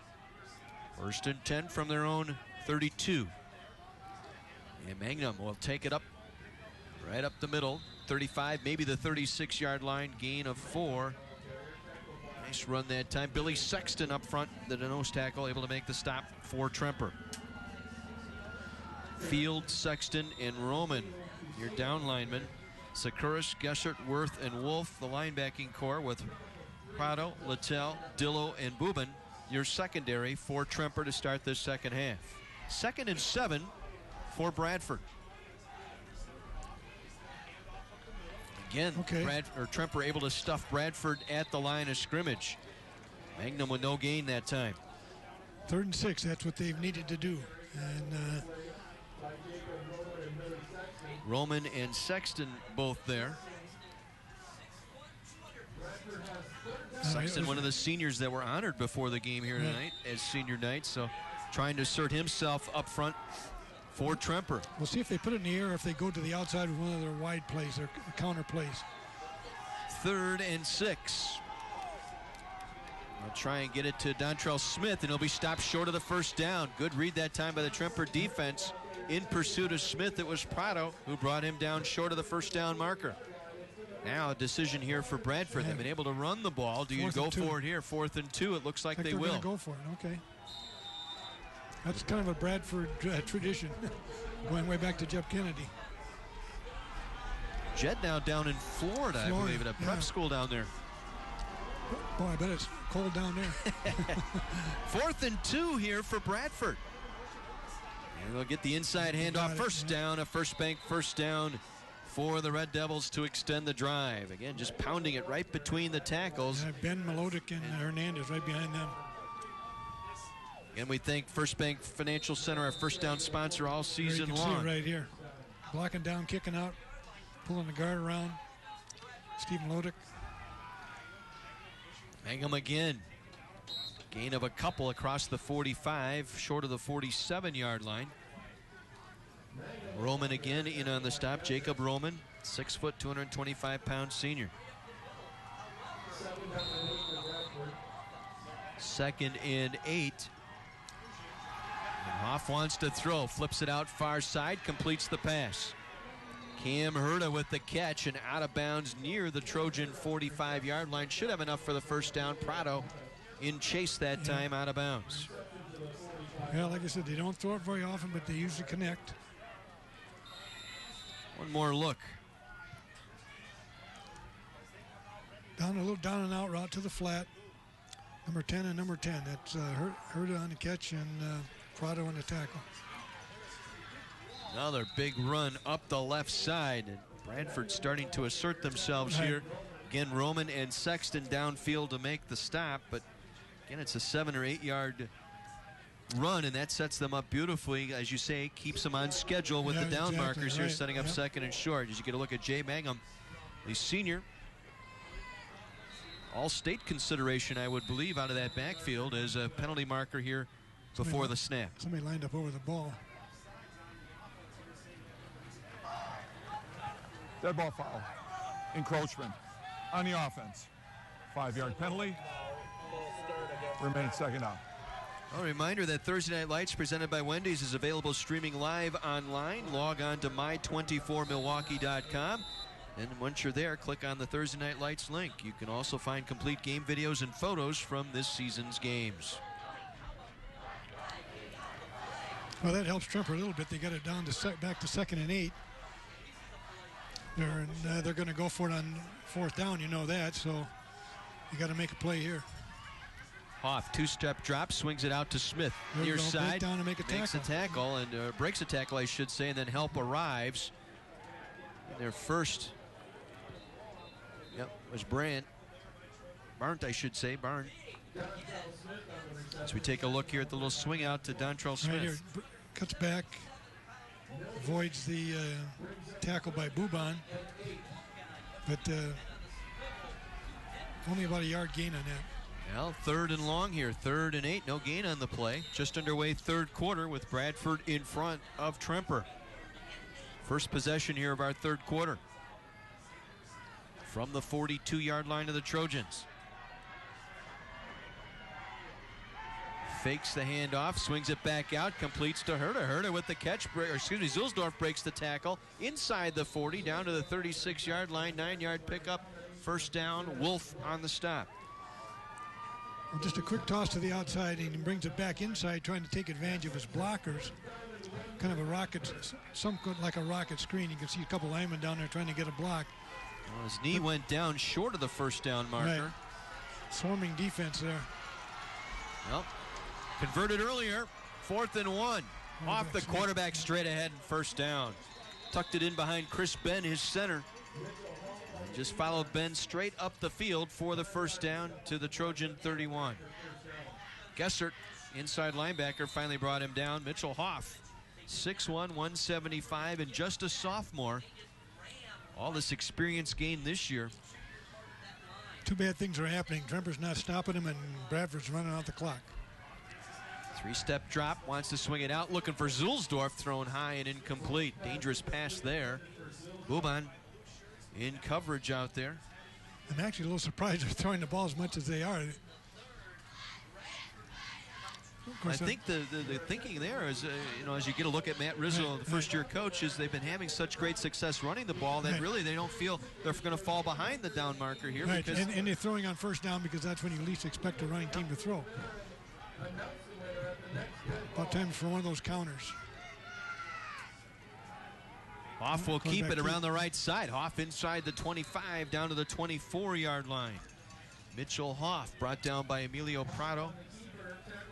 Well, Hoff he's only a sophomore, 6'1", 175. He's very well put together. As I was watching him at practice for a sophomore. He's a good physical specimen already, and he's got some power in his legs.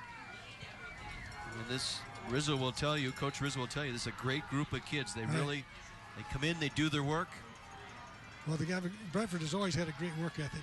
Dontrell Smith on the counter inside the 20 down to the 19. Should have enough for another First Bank 1st down. Jordan Littell making the stop. Bradford just methodically moving it down the field and taking the time with them.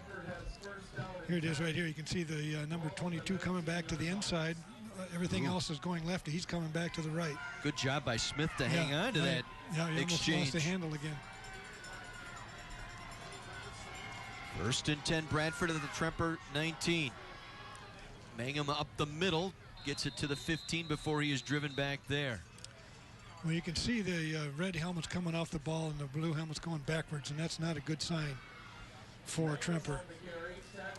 Patrick Worth, 6'1", 210-pound senior linebacker, in on the stop for Tremper, but again, a 5-yard pickup for Mangum.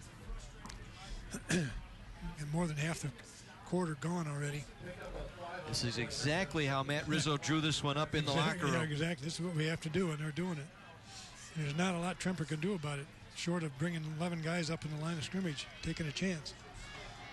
This time, Infacino with the carry inside the 15 down to the 14-yard line. It's not that they're getting a lot of long runs. It's just that they got 4 downs to go 10 yards. A little math will tell you all they need is 2.5 yards to carry, and they'll make it. So get a good look at the hard hat lunch bucket guy, Mateo Infacino, Jacob Zigner. But they're in on the stop. Right now they're at 3rd and 5, so Tremper's on schedule to stop him if they can make a play here. Drive taking over 7 minutes here of this third quarter clock. They'll pitch it out to Smith, trying to set the edge left side, inside the 10, to the 5, to the pylon. Touchdown, Red Devils. Dontrell Smith, easy lane that time once he got to the outside of the numerals, left side of the field, as we'll take another look. Well, they have everybody packed in order to stop the runs inside, and then they get caught outside. They don't have the speed that he has. And Brandt's no match for Smith, and you see that's a result. Good job by Cam Herta out there, the split end, to seal that one off. Take the corner and the outside linebacker off the play. Marco, and a snap over the head of Hoff. It's a live ball. It'll be picked up by the Trojans and dropped at the 32-yard line. So Bradford, they've been flirting with that on the several extra points here tonight. This time, this one snapped over the head of the holder, and it remains 34-12. Matt Bubin able to make the recovery as we'll take our third quarter break. 4:40 remaining. It's now 34-12. Bradford on top of Tremper. Thursday Night Lights presented by Wendy's on My 24.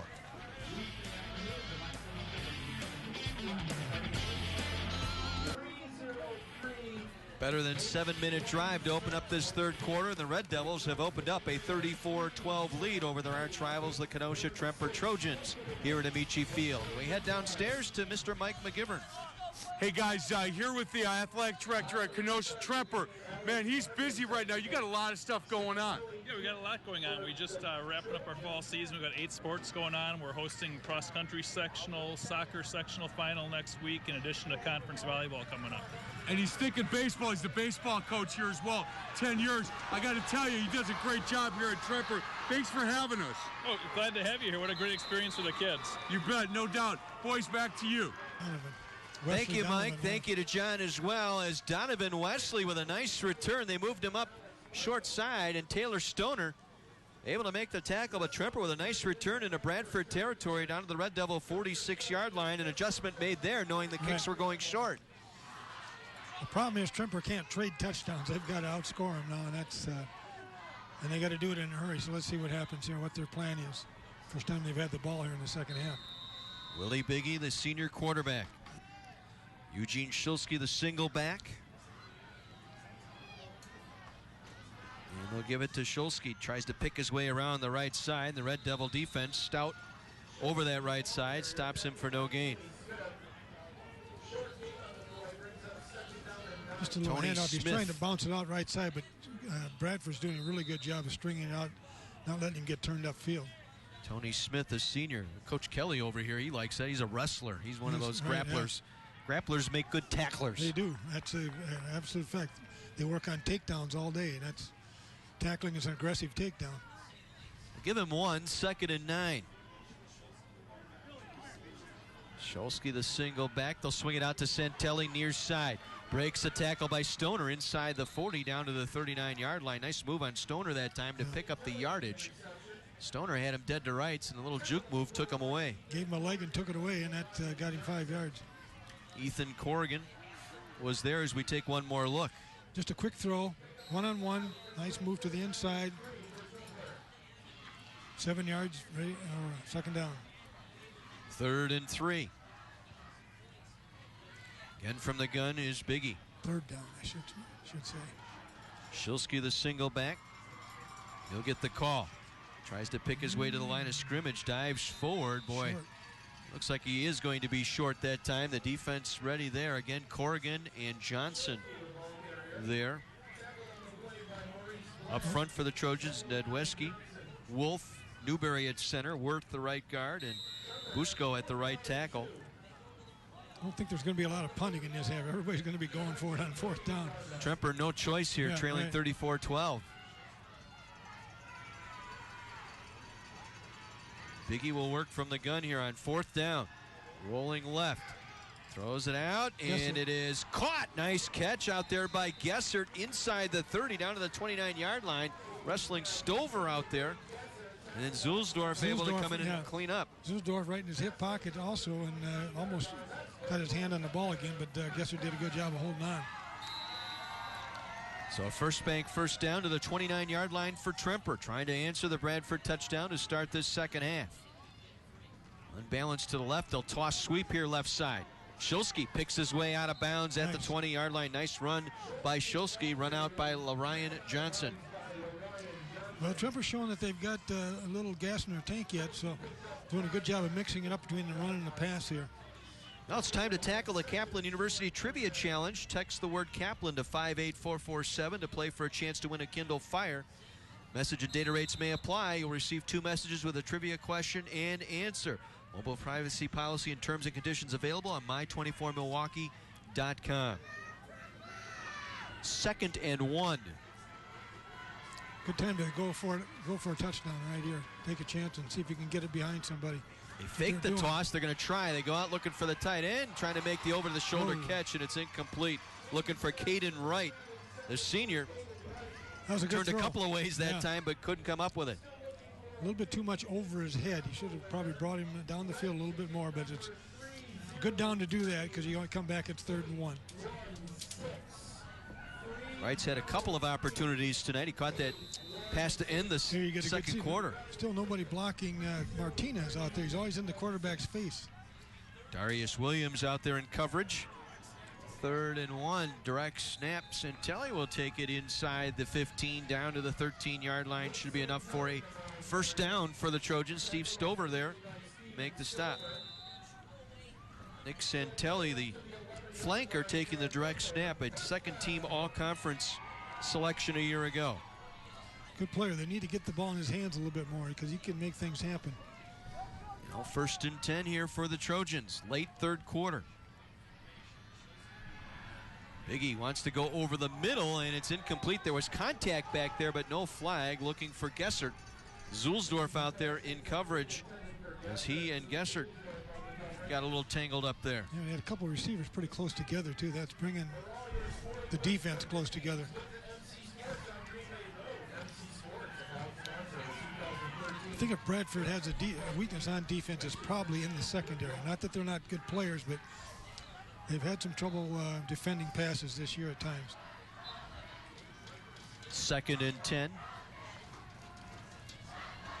Ball just outside the 11-yard line of Bradford. Tremper's first possession here of this 3rd quarter. Bradford nearly 7.5 minutes off that 3rd quarter clock on their opening drive. To fake the toss to Shulsky, rolling Biggie Wright, being chased out of the pocket, throws back on the run, and it's an incomplete pass. Again, looking for Caden Wright, I believe, out there. I'll check that. That was Raymonde, the intended receiver. But once again, it was Corrigan and Martinez, I believe, on the chase in the backfield. Right, they're in the quarterback's face. And okay, they're sending everybody out. Then you've got to get rid of the ball sooner. Caden Wright back in there now at a split end, coming in off the sideline. So 3rd and 10. That's been the story tonight. Pressure from that Bradford up front, and the blitzing linebackers have forced Biggie to throw on the run. They'll go 3 receivers left side here on 3rd and 10. They're looking left, throwing left. Catch is made. Caden diving forward. That's touchdown. Yeah. They give him the touchdown. Caden Wright with the touchdown reception. Stover was right there in his hip pocket, but an extra effort by Wright to stretch it over the goal line, and Tremper answers with a touchdown here. Well, just a little short post pattern, and Biggie did a good job of just throwing it right over the middle, hitting him in stride, and he fell into the end zone right there. You can see him coming down and in. Smart Very enough nice. to just hang that reach ball out. right over break the plane of the goal. Once the ball breaks the plane, it's, ooh, his knee might have been down, but I didn't see that, did you? At this point, they have to go for 2 here. They've missed their last couple of extra points. They throw it back, and it's through the hands of Raymonde. And the 2-point conversion again goes by the wayside. Raymonde got his hand on it that time, and a nice play by Biggie to get him the ball, but Raymonde unable to look it all the way in. Well, those extra points are hurt because they'd be down by 2 scores. Now they're down by 3. So Tremper comes right back. Again, a 16-point deficit. Again, 2 scores here if they can convert on the 2-point conversions. So still within striking distance here late in this 3rd quarter. The bigger problem is the defense. Well, a suspended lawyer is forced to enroll in a community college with a wacky staff and student body. Don't miss Community weeknights at 9 and again at 9:30 right here on My 24.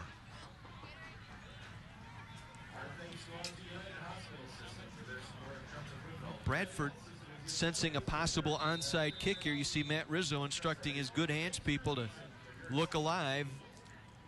He's got 8 men up in the box here. I think I kick a line drive and try to get it past everybody and get some field position down there and play some defense here. Wolf will kick it away. Zulsdorf at his own 13, up the middle to the 20. 25-30 with some blockers to the 40. Diving across the 40 to the 42-yard line is Zulsdorf. Another fine return for Luke Zulsdorf on special teams for the Red Devils.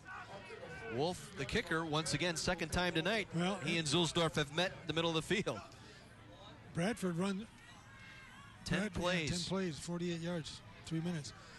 Bradford runs a crisscross kickoff. That's where the players crisscross coming across the field to get position on their blockers, and he goes right up that alley that they form, and it's been there every time. And if it wasn't that the kicker is a linebacker, they'd probably have 2 touchdowns running on kickoffs.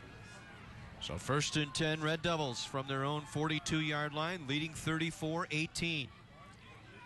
Late here in this third quarter. Mangum in the backfield. We'll give it to the left wing. This is Dontrell Smith up the field. Dontrell Smith with some running room. Across midfield down to the Tremper 41-yard line. Patrick Worth in on the tackle, but a big gain for Dontrell Smith. That play's been there all night tonight, Dick. It has, and they run it really well. And they got everybody packed in tight. And once they cave that corner in, and Smith has got the speed to get outside. And that's been a very effective play. Well, be sure to listen to the Wendy's Varsity Blitz High School Football Coaches Show every Saturday from 10 to noon. This week, Mike McGivern and Joe Cook will talk playoff seedings and the selection process. That's this Saturday at 10 on Sports Radio 1250 WSSP. Nice play on defense. Jordan Littell. Yep. How do you do? Yes. Wasn't going to be full. That's 8 tackles tonight for Littell, the strong safety. He's been busy. Safety. Yeah, he's a good player.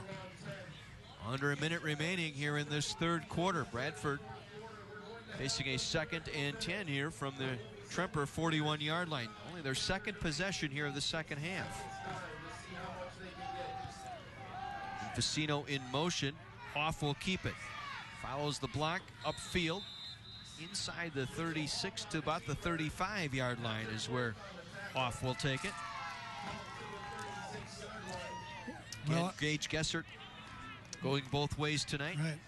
Bradford doesn't list that they have an offensive coordinator. They say it's shared between all the offensive coaches.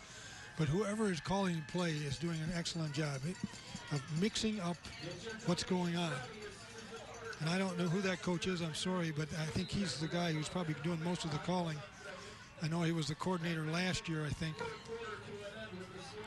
Well, that ends our third quarter here in Kenosha. Kenosha Bradford leading Kenosha Tremper 34-18. Back with fourth quarter action after this on My 20.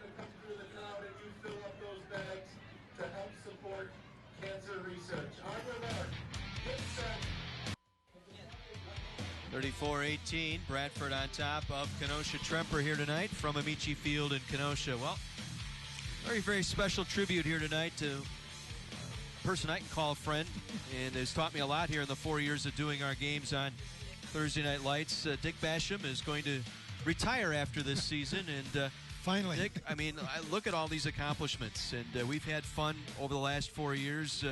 Traveling all around southeast Wisconsin. Head football coach at Marquette from 72 to 2009. Track coach for from 74 to 94. 40-year head coaching record, 350 and 87. Winning 9 Division I state championships. In 21 years as head track coach, your Hilltopper teams won the WISA track meet 12 times. Runners-up the other 9. They won 42 conference indoor and outdoor championships during that time. You're in 2 different Hall of Fames, the Wisconsin Football Coaches Hall of Fame, Track Coaches Hall of Fame, actually 3, the National High School Athletics Coaches Hall of Fame. And Dick, it's been a pleasure. Really, truly has. Thanks, John. It's been great working with you because you know what you're doing. Don't tell my wife. When you stop talking, I try to say something important. Tell you what, you've been an integral part, getting this off the ground and being with us for 4 years. And it's been fun. I had never done it, and I was honored to do it, and it's been a lot of fun. Got the whole group up here. Yeah, we do. joining in on this. It's a really good group. Fourth quarter Mikey, underway. Mike McGivern stopping up in the booth. This is what it's like up here, Mike. Man, the steak and lobster looks great. It's unbelievable. Well, you know, I got little connections being from Kenosha. You know, got a few connections. Coach, thank you. Yeah, thanks, Mike. So just enough for the first down here for Bradford to get underway here in this fourth quarter. A lot of kudos here for Coach Basham. Yeah, that's unnecessary. Well, it's about the game. I want to watch the game. It's been my pleasure to be with you here the last 4 years. You and Coach Terry Kelly here, our spotter. Yeah, he's been my sidekick for 30-some years. Without him, I'd be in trouble. Off looking to throw downfield, and was he inbounds? No. Oh. Herta caught it out of bounds. Emilio Prado with the coverage that time, step for step, and caught it out of bounds as we take another look. Yeah, this was a nice throw and catch. They just ran out of room. Now, Herta's only a sophomore, so and so is the quarterback. So I don't know. Did he have it left foot in? I'd like to see it one more time if we could, but maybe we'll get it again. That was close, very close. Tell you what, that was very close getting that left foot in. One more look here. I would think he did. Well, anyway. Left foot looked like it got down inbounds. Hoff on the roll, dumps it off, completes the pass, and it wrestled out of bounds. Yep, his first reception. Chase Peterson, a sophomore tight end, just a second reception of the year for Peterson, and Matt Wolf able to bring him down. Boy, there's a dedicated tight end. He gets a catch in the first game of the year and one in the last game of the year. They're hoping he'll come out again next year. He's only a sophomore. He'll be back. Tell you, this roster up and down for Bradford and Tremper, too. Young on both sides. But this has been a little bit of a down year for Bradford, but somebody's going to pay for it down the road because they got a lot of guys coming back. Nice move, running on left and throwing left. That's tough. Hoff has shown me a lot more in the game than he did in practice as far as throwing. Ball at the 16 of the Trojans. Mangum trying to bang up the middle. Is stuffed and driven back after a couple. Jordan Littell and company there. I believe it was Circus on the bottom there for the Trojans. That's Tremper's problem. They stop them on one play, but then they go back to the outside now, and they can't handle that. Gain of 2, 2nd and 8. In the meantime, the clock is running.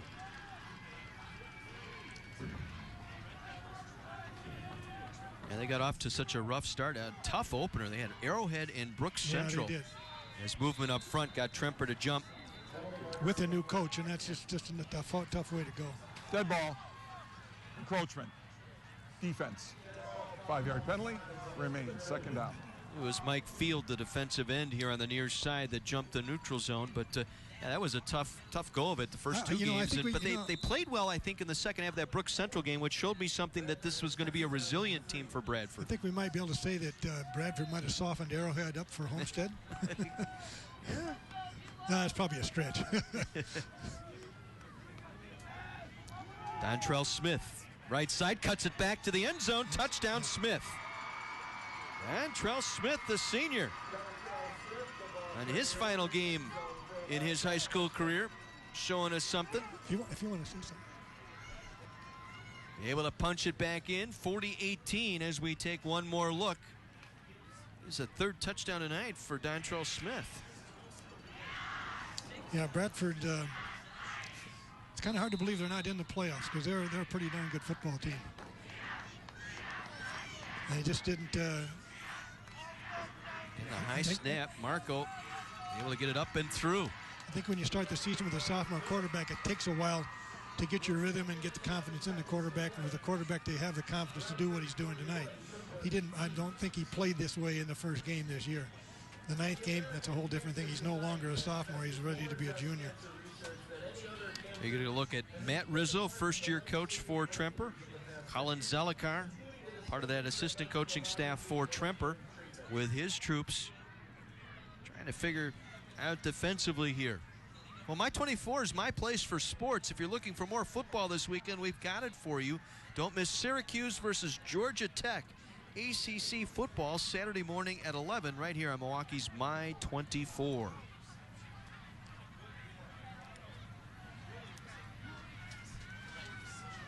We'll see who they pick on this time. They've kicked it to everybody out there except the guys that are deep. Well, and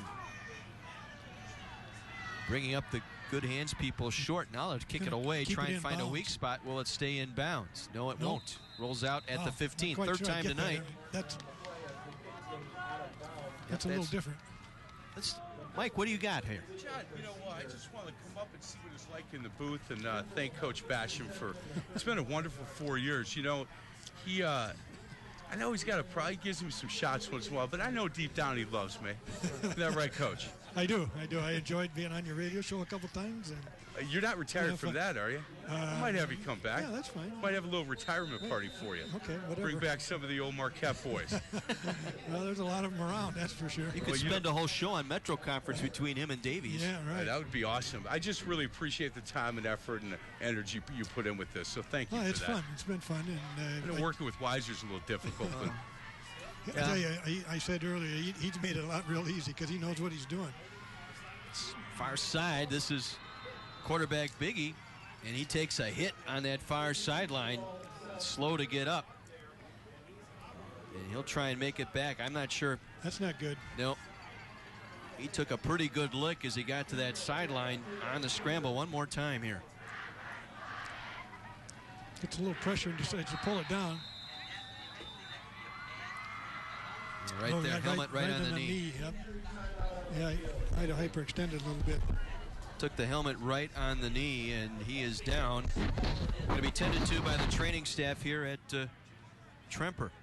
So an injury timeout here with 9:52 remaining. We talked at the top of the telecast that Tremper needed a win here tonight. They had a chance to make it into the playoffs. The playoff system, again, if you're over 500 overall, at 5-4, but under 500 in conference play, usually you don't make it. But and the folks at the Wish Preps were able to run the numbers and find, I think it was 217 out of the 224 are in solid, and there were 10 teams vying for that last 7 slots that would be under 500 in conference play. And when you factor in tiebreakers and winning percentages against teams with losing record, teams with playoff record, whatever. It's a complicated process. It is a complicated process, and I know the boys will talk about it on WSSP on Saturday, but Tremper, if they could get a win here tonight, would most likely make the 224-team field. Again, 7 divisions of 32 each to make up that 224. Right. Looks like Willie Biggie's walking off on his own power, and I wouldn't be surprised if he'll be back. This is his last game.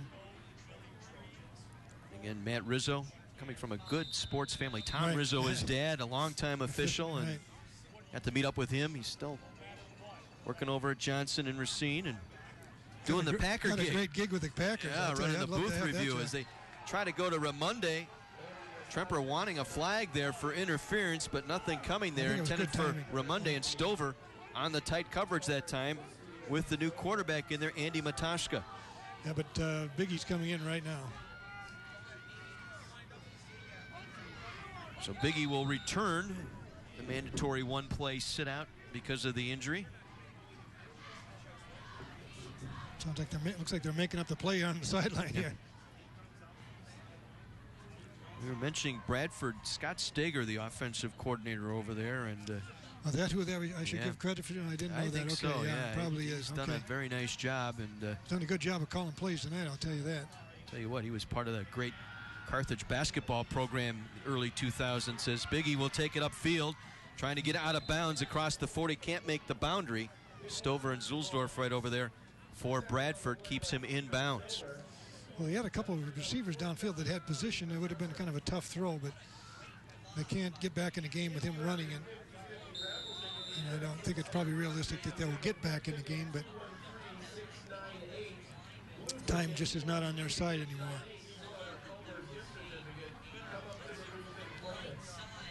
Biggie will work from the gun here. 4th down and 3. They'll toss it to the Schultz, and Shulsky wrapped up short of the first down, and Tremper will turn it over on downs.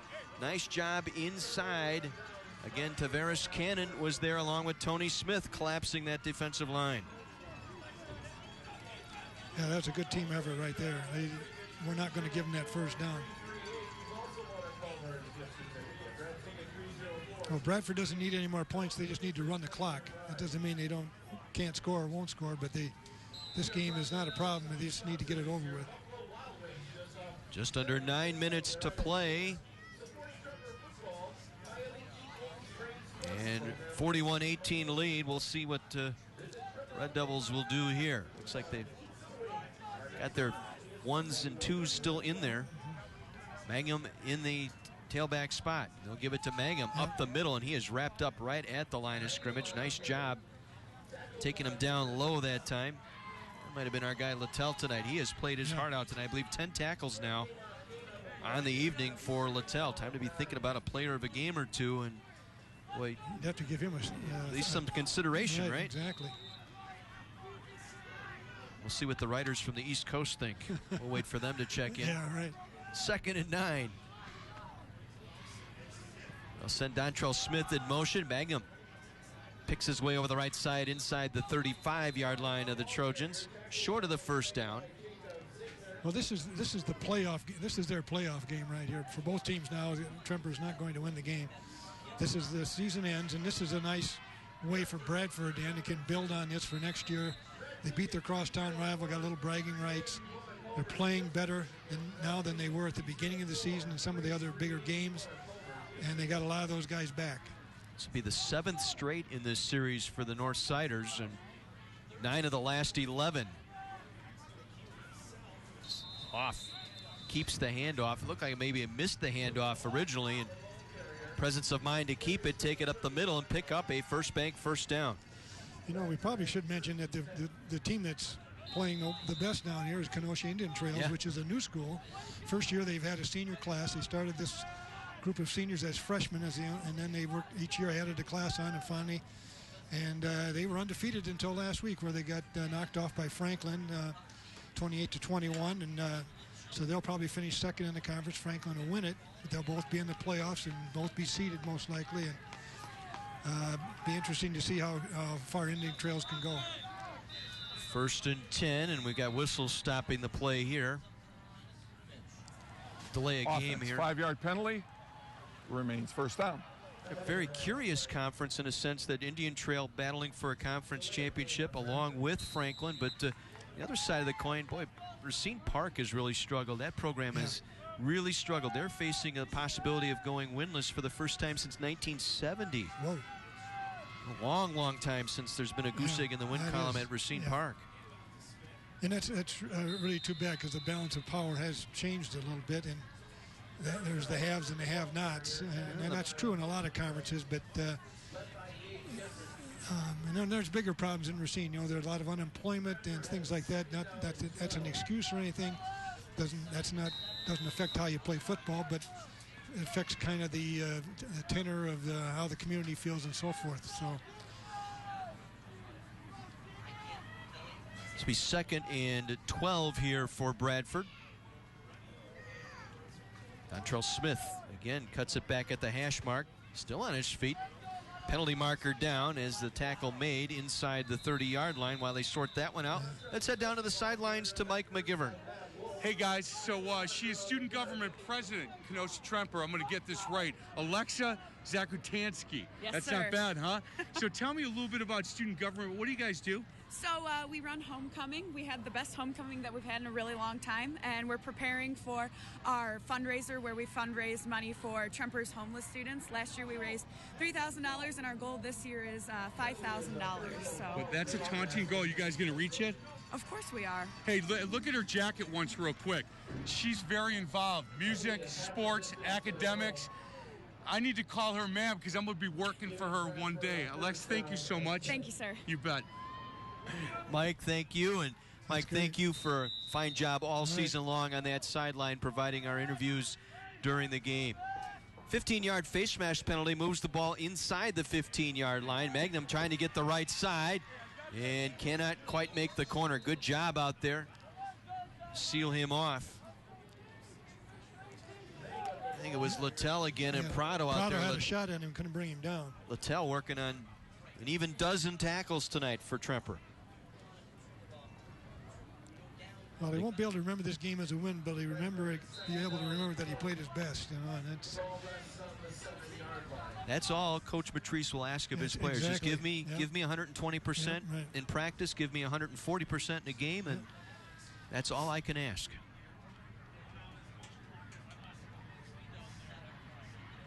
Second down, short.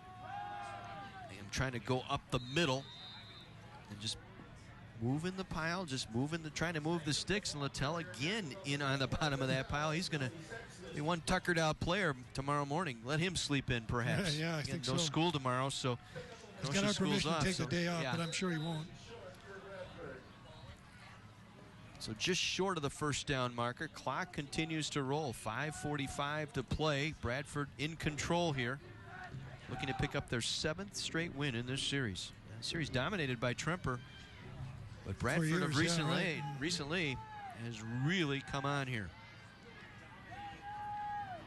Again, they'll try it inside with Mangum, and again, Trojan defense ready. And once again, Littell along with Nelson both there. Yeah. So Bradford facing 4th and 1. And they'll take this clock under 5 minutes here before they snap this ball. A lot of guys on that Tremper side are going to be back next year too. They have a number of seniors that play, but they have a lot of young kids too. Some of their best players are their underclassmen. Yeah, we were talking with Frank before the ball game out on the field. He was raving about his sophomore team. His sophomore team did beat Bradford's sophomore team last night in a very close game, I guess.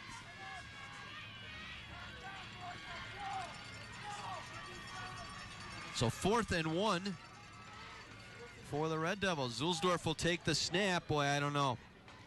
Second effort. That'd be the first time they've stopped him all night. Helmet comes off. Sexton was there right away on Zulsdorf, who took the direct snap. And again, in high school, when that helmet comes off, you have to go off for a play. But Tremper defense able to turn away Bradford deep in their own territory here. So the offense will get back on the field for the Trojans.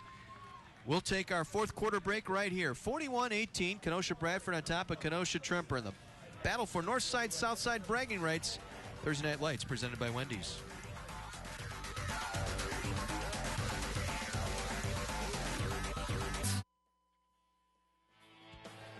Our own Mike McGivern throwing out his arm there. Yeah, right. Actually throwing T-shirts is what I should have said. But 41-18 with just over 4.5 minutes to go here in this ball game. Biggie looking to throw over the middle, has a man there. That's Gessert. Gessert out across the 35-40, out near midfield. Gessert, a nice play. Kyle Newman brought him down, 36-yard gain, and all the way out.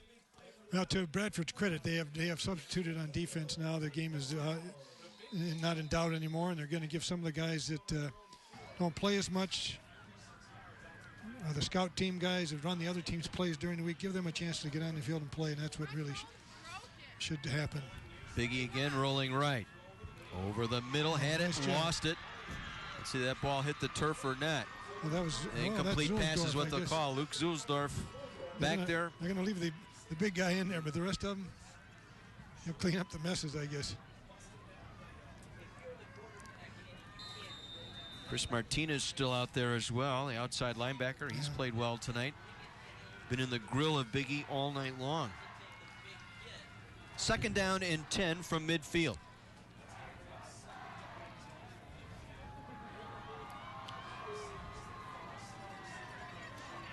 Biggie with the blitz on, trying to fire to Santelli, wide, incomplete.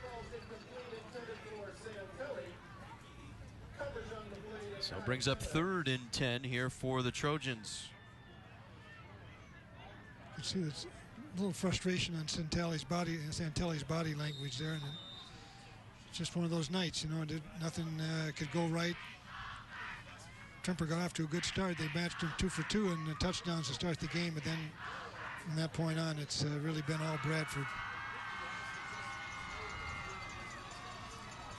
3rd and 10 from the 50. Here comes the blitz again, and Biggie's going to go down. Corner blitz that time. That was Mason Bowes for the Red Devils. Coming up with the sack. Bowes,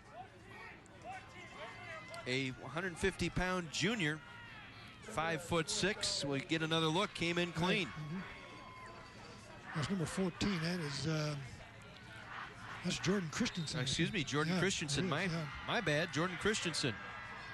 Give him credit because he did. Yeah, absolutely. He came in clean, did what he was supposed to do. Unblocked. He's got that DVR running when he gets home. He wants to hear his name. Maybe I should retire. No. Gessert's punt. And diving catch made there. Is that Taylor Stoner back there once again? It is. Stoner able to save the possession there. Capelli down there. And so, Bradford with possession here, 3:23 to go. Again, coachable moment there. Matt Rizzo reminding Stoner, you've got to get up and underneath that ball, make that reception. You can't dive at it the last second.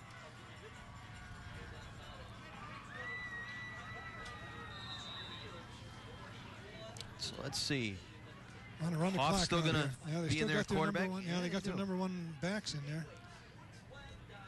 Missing a... Dontrell Smith, we're missing one person out there. Who's late coming on? I think we're tight end. We don't have a tight end, do we? And Bradford's going to have to spend a timeout here to avoid the delay of game penalty. That'll get the dander up just a little bit on that far sideline. Well, Bradford will finish 3-4 in the league.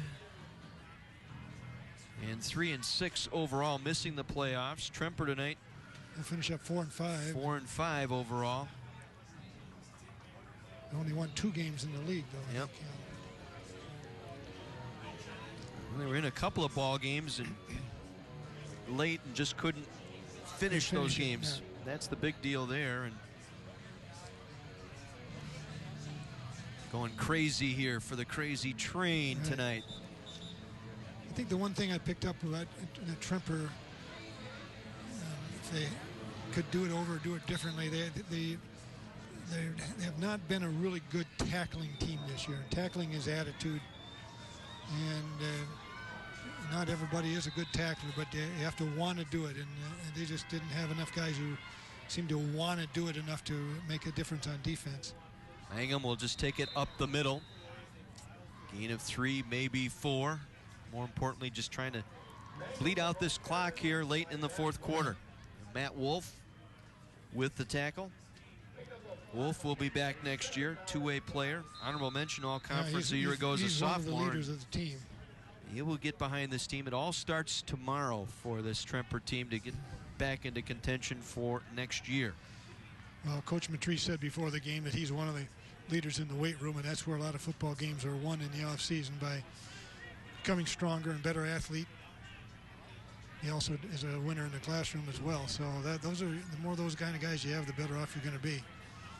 We'll keep Mangum back as a safety here as they'll just take a knee by Hoff. He won't be able to run it all the way out here. No. And that's a classy move. They don't have anything to prove. They have their first team in there. That's a sign. Just take a knee. That's a young coach who knows what it's all about. I was going to say, that's Matt Rizzo taking control here and not trying to rub it in on someone he calls. They both call each other very close. Yeah, they're very close friends. Last year he was on the other side of the field here.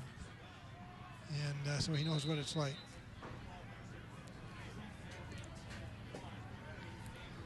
See if they try and just go right up the middle here.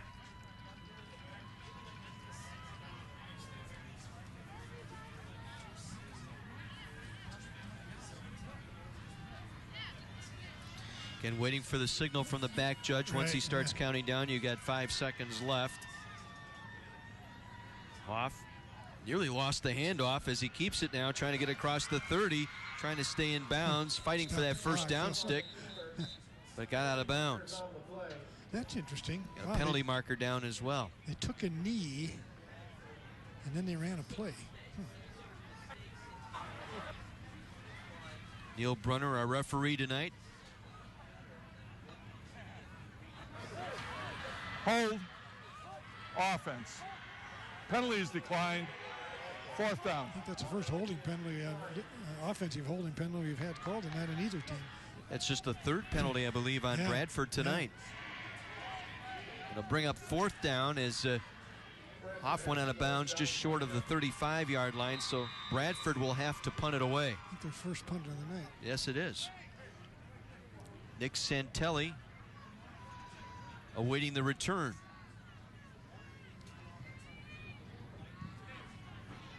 This will be a short punt. Santelli will let it roll. Takes a friendly Red Devil bounce inside the 25 down to the Tremper 22-yard line. Darius Williams down there to down that punt. And so Tremper now, see if they try and strike downfield here.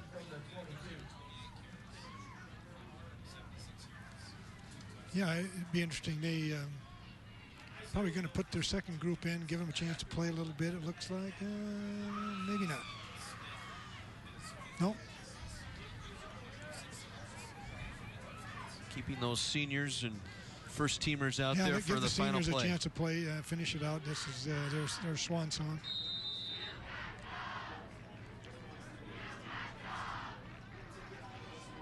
Ramonde and Santelli will line up here, double wing here to the left side. They'll try and run it up the left side, and not much there. So run the clock. There was a new running back. I didn't catch his number, though. Making the stop, Steven Soto, a junior defensive tackle, number 51 for Bradford.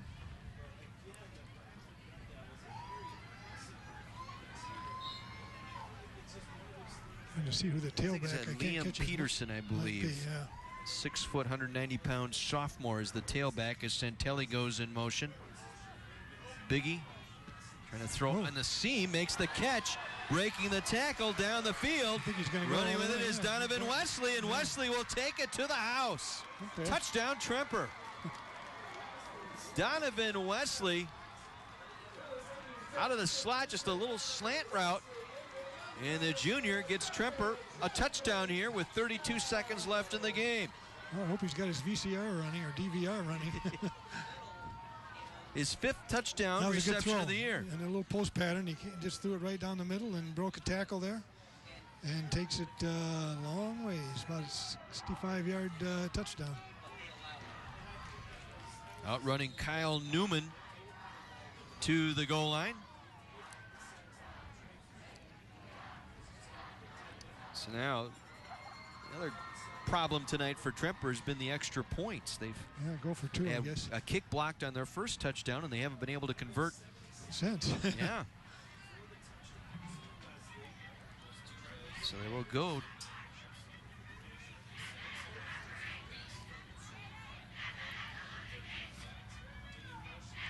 High snap, Biggie able to flag it down, and he'll be stopped short of the goal line.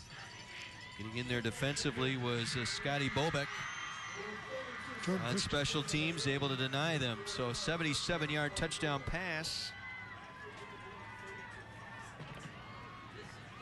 And you see the junior Ramonde consoling the senior Santelli. Yeah. Scott Steger right there in the middle of your screen, the assistant coach for Bradford. A Carthage grad. A player for Bosko Jurikovic, the basketball coach. Oh, we won't hold that against him. No, not at all. That was part of a nice run the Redmen had back in the early part of the 2000 decade. Final 4 appearance. Wow. Practice just starting up. That's right. On Tuesday. October 15th, huh? Yep. No, Bosco's watching back home. Got to give him a little love now. Yeah, right, yeah. I'll hear about it. He'll be in my office tomorrow. They are going to onside kick it. I'll be darned. Yep, they're going to attempt an onside here on the near side with 32 seconds left. Practice it. You might as well do it. Well, it touched a Bradford player, and it skipped out of bounds right at the feet of head coach Frank Matrice down there, right in the middle of all that. So they tried it. I think getting down there, that might have been Littell, who had a shot for Tremper once that crossed the midfield stripe. Once again, officials will confer here. Again, you've got an onside kick that goes out of bounds. Did it go the mandatory 10 and then sort all that out? It was touched, I think. I guess it was at the spot then. Prior to the kick. Encroachment. Kicking team. Offside. Dead ball foul. 5 yards. Re-kick. right, so that's they have to re-kick because it was a dead ball. Yep. I was going to say, otherwise Bradford could decline the penalty and just take it right there and run out the clock. So by rule, let's see, they may end up doing that here. Let's see. I wonder why they didn't blow the whistle right away rather than let him kick it. Yep, by rule they have to re-kick because of the dead ball foul. Right. What are your thoughts on the playoffs? You know, coming up, well, who's got a shot? Terry Kelly and I rode down here together, and we were talking about it. We don't see a real dominant team this year. Last year, Arrowhead was by far Division I was the best team, and then Homestead ended up in Division II and knocked off Wanakee last year, who had a 48-game winning streak. But right now, I don't know if there is a dominant team in Division I. If Homestead is in Division II, they will be very tough to contend with. I know Kimberly is a very good team up north. They're borderline Division I, Division II. I know 4 years ago when we played in Division I championship, they were in the game before with Wanakee. Now, last year, I think they were in Division I. So it all depends on who gets in, and it's all done by enrollment and that type of thing. I'll try one more time. And it rolls the mandatory 10, and Bradford able to recover. I think it was number 88. Isaiah Brewer, sophomore wide receiver, on the recovery. Another sophomore. Man, everybody's a sophomore. Yeah, you know, that was my thought, too. I just didn't think there was a clear-cut Division I favorite. Yeah. I mean, the outlier, I think, is Sun Prairie. I think Sun they've got a really good club again. They do have a good club. They had a good club last year. They lost to Arrowhead, I think, maybe in the semis. The Big 8 conference is not as strong as it has been, so it's hard to judge. Really, and it's a closed conference. They all play each other, so you don't have any non-conference games to compare with. But they are undefeated, and somebody's going to, they'll have a lot to say about it. That's for sure. Hoff takes a knee. That should be our final snap of the ball game, and Bradford, for the 7th straight year, has knocked off its crosstown rival, Kenosha Tremper. Matt Rizzo, first-year head coach, knocking off his mentor. Again, he was the offensive coordinator here a year ago for the Trojans, and the two coaches meet with a handshake and a hug. It's kind of, coaching is a fraternity, and you have former players and that do well and come back and coach. I had a lot of former players that coach with me, and it's really gratifying to have them around every day. It's they kind of become your sons in a way, the surrogate sons in it. And I think that's kind of the relationship that Frank and Matt have, and it's good to see. And you can see the handshake and respect for both teams respect each other. They don't like each other very well when they're playing football, but that's kind of the nature of the game, and then you move on and life goes on. Red Devils post the victory here tonight, 41-24 over Kenosha Tremper. We'll pause and take a break. Back with our post-game coverage, including the trophy presentation for My 24 Thursday Night Lights football. We'll do that right after this. Bradford dominating this one here tonight, picking up their 7th straight in this series, knocking off Kenosha Tremper by a final of 41-24. They've now won 9 of the last 11 meetings, including playoff appearances last couple years, but neither team playoff eligible this year, but they won the crosstown playoff, if you will, here tonight as they knock off Tremper by a final of 41-24. We're just about set to issue a football, and we'll kick it downstairs to Mike McGivern. Everybody's a comedian.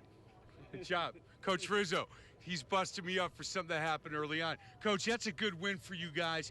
Great way to end the year. You got to be really proud of this team. Absolutely. This team kept on fighting all year. I love these guys. I'm proud of these guys, and it's a way to end the season on the top. You know, we had talked how important it was for the senior class to get this win, and what that does to the juniors, sophomores, and freshmen to understand what it takes to be a really good quality football team. I would imagine the offseason, those younger boys are going to get after it pretty hard. Yeah, this senior class has been a great group of guys who have led us all along, and they showed our guys one thing definitely tonight, that they don't quit no matter how the season goes, and they showed them a lot tonight to look forward to the future. You bet. Terry Gaughan is general manager. My 24's got ball for you guys. Coach, congratulations on a great win, guys. Thank you very much for putting on a great show. Thanks, guys.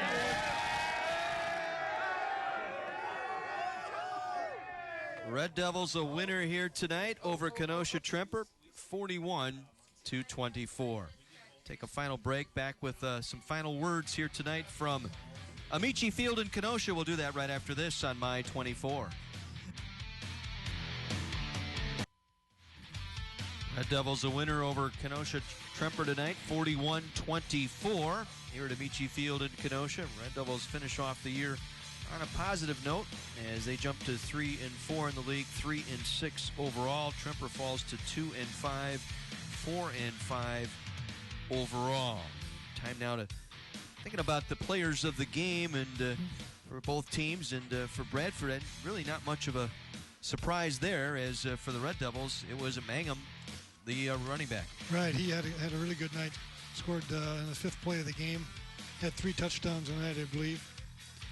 And it's 28 carries, 176 yards, 2 TDs, 1 reception for 17 yards. You got to credit that offensive line tonight, too. They did a nice job opening up some holes for Magnum. So Jay Mangum, our player of the game for Bradford, and for Tremper tonight, one of the guys chasing him down. Well, yeah, and just didn't have enough guys to help him. But Jordan Littell is strong safety, number 30. He had 13 tackles tonight, which is that's a load for strong safety. And most of them are on Mangum. So great game for Jordan Littell.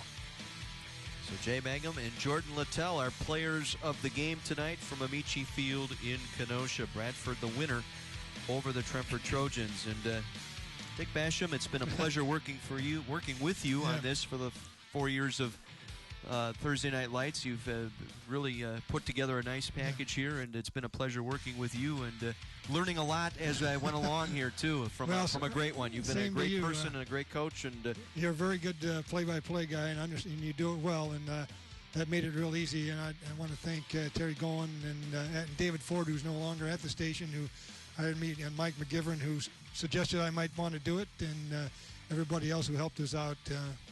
And thank you for all you've done to make it fun. All right, and we'll see you down the road, I'm sure. Absolutely. Keep me in mind for a foursome or two, huh? Okay, no problem. Right. I want to thank our entire My 24 crew for an outstanding job once again this season. To Kara and Mike McGivern with the sideline interviews. Terry Kelly, outstanding job once again as our spotter all year long. Matt on stats tonight, as usual, the best. And Paul Rudolph and the entire technical crew, kudos for a great season. Thank you all for tuning in for a great season. Until next fall, this has been Thursday Night Lights presented by Wendy's on My 24. Bradford a winner. John Weiser saying good night from Kenosha.